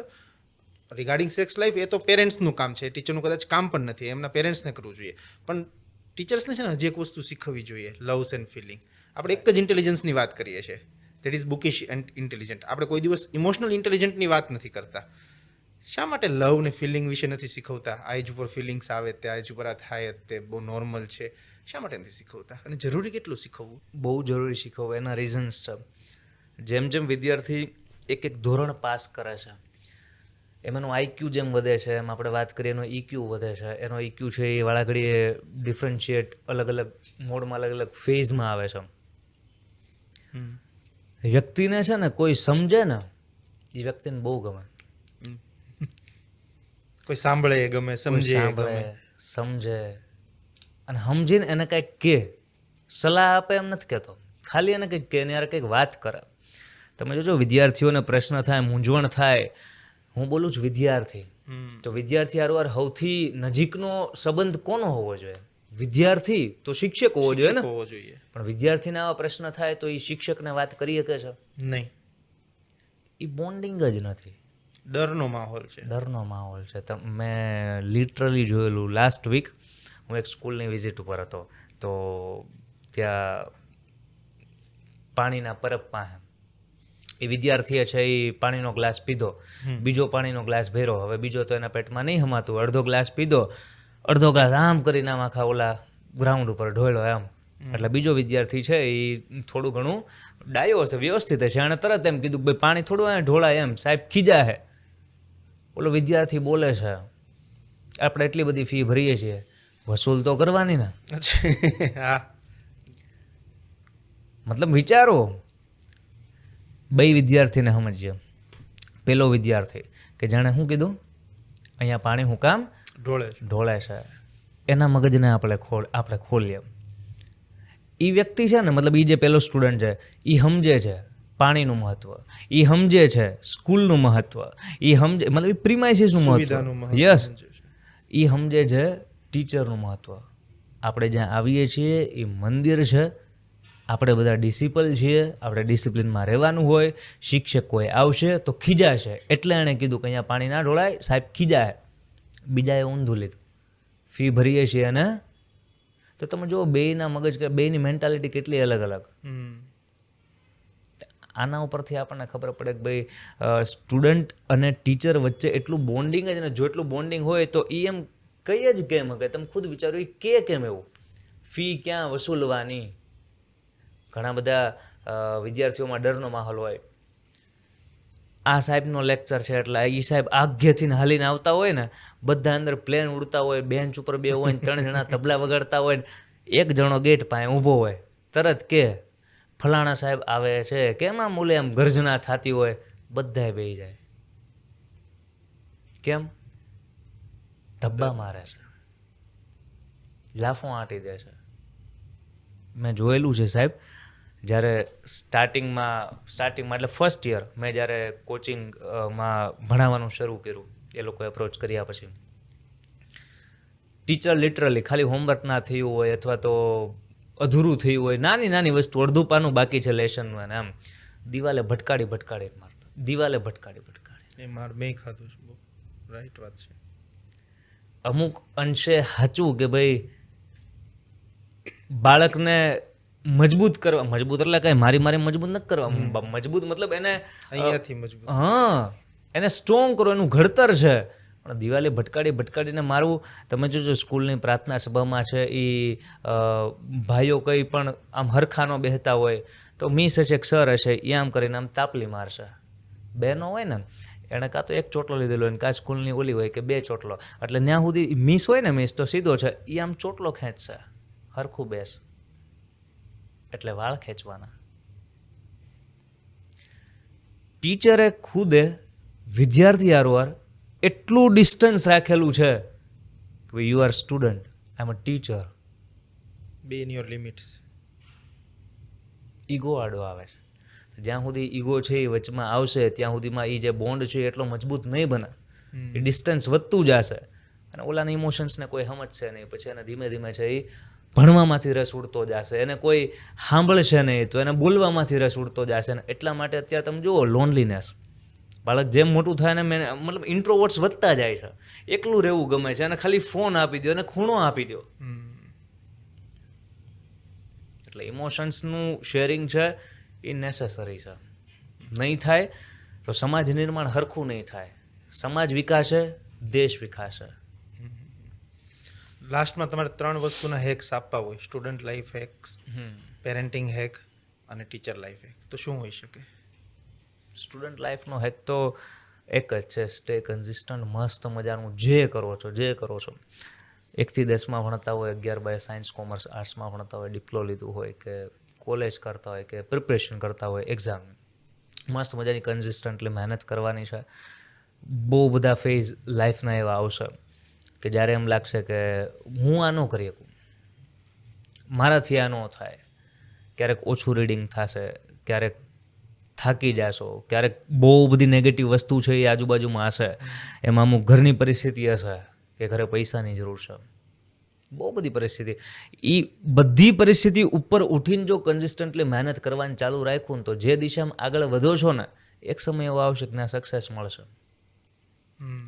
To become successful you have to walk along the path consistently.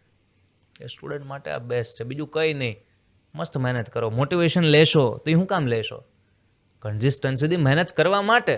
તો હાથે સમજીને મહેનત કરો તો સમય બચશે. પેરેન્ટ્સ માટે કંઈ કહેવું હોય તો આપણે એમ કહી શકીએ કે ભાઈ, વાલી તરીકે પોતાનો જે રોલ છે એ મસ્ત રીતે તમે નિભાવતા જ હોય, પણ ક્યારેક જોવું કે બાળકને જે જરૂરી છે, બાળકને જે જરૂર છે તમારી, એ જરૂર એને ક્યારેય ફીલ જ ના થવા દેવી. બાળક એવું ક્યારે બોલશે, આ મુમેન્ટમાં જો પપ્પાએ મને ખાલી આટલો સપોર્ટ કરી દીધો હોત ને, મતલબ એનો રેગ્રેટ બોલે છે મોટો થઈને, આ ક્ષણે જો મમ્મીએ ખાલી આટલું સમજી ગયા હોત ને, બાળકના મનમાં એ રેગ્રેટ ના રહી જાય ને, એના માટે જરૂરિયાત ઊભી જ નહીં થવા દેવાની. જે કંઈ પણ છે, મતલબ જે કંઈ એને જોતું છે એ આપી દો એમ વાત નથી, એને સમજો, એને સમય આપજો. નો ડાઉટ આપણે પોતપોતાની લાઈફમાં બિઝી હોઈએ, પણ એ આપણી જ એક લાઈફ છે, એ આપણું જ જીવન છે, આપણામાંથી જ આપણો જ અંશ છે. કરીએ છીએ એના માટે જ, એના માટે જ કરીએ છીએ, અને એને જ સમય નથી આપતા તો યોગ્ય નથી. બાકી સરસ મજાનું બાળકનો ઉછેર થતો હોય, જેમ આપણો થયો છે એના કરતાં બેટર રીતના કરવાનું છે, તો જનરેશન અપડેટ થશે. વિદ્યાર્થીને આ કરવાનું છે, પેરેન્ટ્સને આ કરવાનું છે. વાત રહી શિક્ષકોની, શિક્ષકો મસ્ત રીતે કામ કરતા હોય, પોતાની નિષ્ઠા અને ખંતથી કામ કરતા હોય તો બધાને ગમે. બધાને ગમે એનાથી ઉપર તમે જે મતલબ વિચારીને આ પ્રોફેશન ચૂઝ કર્યું છે કે ભાઈ મારું પેશન છે, મને ભણાવવું ગમે છે, અને તમે ભણાવવાના ફિલ્ડમાં આવી ગયા, સરકારી શિક્ષક હોય કે પ્રાઇવેટ ટ્યુટર હોય, એજ્યુકેટર હોય, અને એની અંદર તમે અલગ અલગ કામમાં વ્યસ્ત થઈ જાઓ છો, અથવા તો ભણાવતી વખતે તમારું ખુદનું ફોકસ એટલું 100% નથી રહેતું, અને સ્ટુડન્ટને તમે કહો છો કે ભાઈ 100% ફોકસ રાખજે, લેક્ચર પતાવીને તને પૂછીશ. ટીચર એટલા કેપેબલ ઇનફ હોવા જોઈએ, કોઈ પણ ટીચર કે એની સામે કોઈ PhD કરેલો વ્યક્તિ એ સબ્જેક્ટનો બેહાડી દેવામાં આવે ને તો એ ટીચર છે એ ઓલાને કોમ્પિટિશન આપી શકવા જોઈએ. ટીચર એટલા કોમ્પિટન્ટ હશે, એનું જો કન્ટેન્ટ પાવર એટલો મજબૂત હશે, એનો વિદ્યાર્થીઓને સમજવાનો પાવર એટલો મજબૂત હશે, તો વિદ્યાર્થીને બધું સમજાશે. જો વિદ્યાર્થીને શિક્ષક જ નહીં સમજાય કે ભાઈ આ કોણ ભણાવે છે, શું ભણાવે છે, તો શું ભણાવે છે એ નહીં સમજાય. એટલે ટીચરે છે એ વિદ્યાર્થીનું મિત્ર બનીને પણ યશ શિક્ષક અને મિત્ર વચ્ચેની જે વાત થઈ એ પાતળી ભેદરેખા રાખી અને એ રીતેનો સંબંધ છે એ નિભાવવો જોઈએ. હું એટલો ઇન્ટેલિજન્ટ નથી શિક્ષક જેટલો, પણ એટલું ચોક્કસ સમજી શકું કે શિક્ષકો આ દેશ આગળ વધશે કે પાછળ જશે 110% ડિપેન્ડ કરશે શિક્ષકો ઉપર. કદાચ માવતર સારા નબળા સંસ્કાર આપશે તો એના કારણે કદાચ સમાજમાં થોડી ઘણી ઘટનાઓ થશે, પણ ટેકનિકલ રીતે, ફાઇનાન્શિયલી રીતે કેટલો ગ્રો થશે, કેટલો આગળ જશે, 110% ડિપેન્ડ કરશે શિક્ષકો ઉપર જ. તો મારે તો ન કહી શકાય, મને નથી ખબર અંદર શું ઈમાનદારીને આ બધા લેસન્સ આવતા હોય, પણ એમને ધ્યાન ચોક્કસ આની અંદર આપવું જોઈએ. અને કેમ એનું રીઝન સિમ્પલ એટલું છે, ને એક વાત એવી પણ છે કે આપણે છે ને ચાઇના જેમ ગુડ્સ બનાવીને એક્સપોર્ટ કરે ને, એમ આપણે લોકો છે ને દર વર્ષે 2-5 કરોડ સ્ટુડન્ટોને કાઢીએ બહાર, એમાંથી સિલેક્ટેડ 5-10 હજાર જે હાઈલી રેટેડ સ્ટુડન્ટ હોય એને એક્સપોર્ટ કરી દઈએ ગૂગલની અંદર, એમેઝોનની અંદર, યુએસએની અંદર.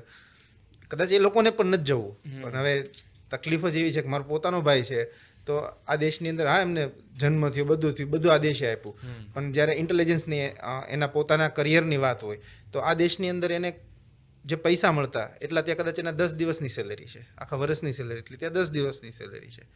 સો માણસની વેલ્યુ નથી થતી, તો સમય જતાં જતાં કોને ખબર, ભગવાન કરે માણસની વેલ્યુ થતી પણ થાય ને આપણે જે એક્સપોર્ટ ચાલુ કર્યું છે એ પાછું ઇમ્પોર્ટ ચાલુ કરીએ, એવી જ શુભેચ્છા સાથે thank you so much Aniruddha sir. બહુ બધી આપણે જ્ઞાનભરી વાતો કરી. હજુ આપણે ચેપ્ટર કરવાનું છે કોમ્પિટિટિવ એક્ઝામ ઉપર, પણ એ આખો એપિસોડ કરવો પડશે. સો આપણે આજે એની પર વાત નથી કરી, નેક્સ્ટ ટાઈમ મળીએ છીએ અને ફરીથી એના પર વાત કરીએ છીએ. અને આજે જે પણ ઇન્ફોર્મેશન શેર કરી એના માટે thank you so much. Thank you so much coming on the see. Am sure Aniruddha sir.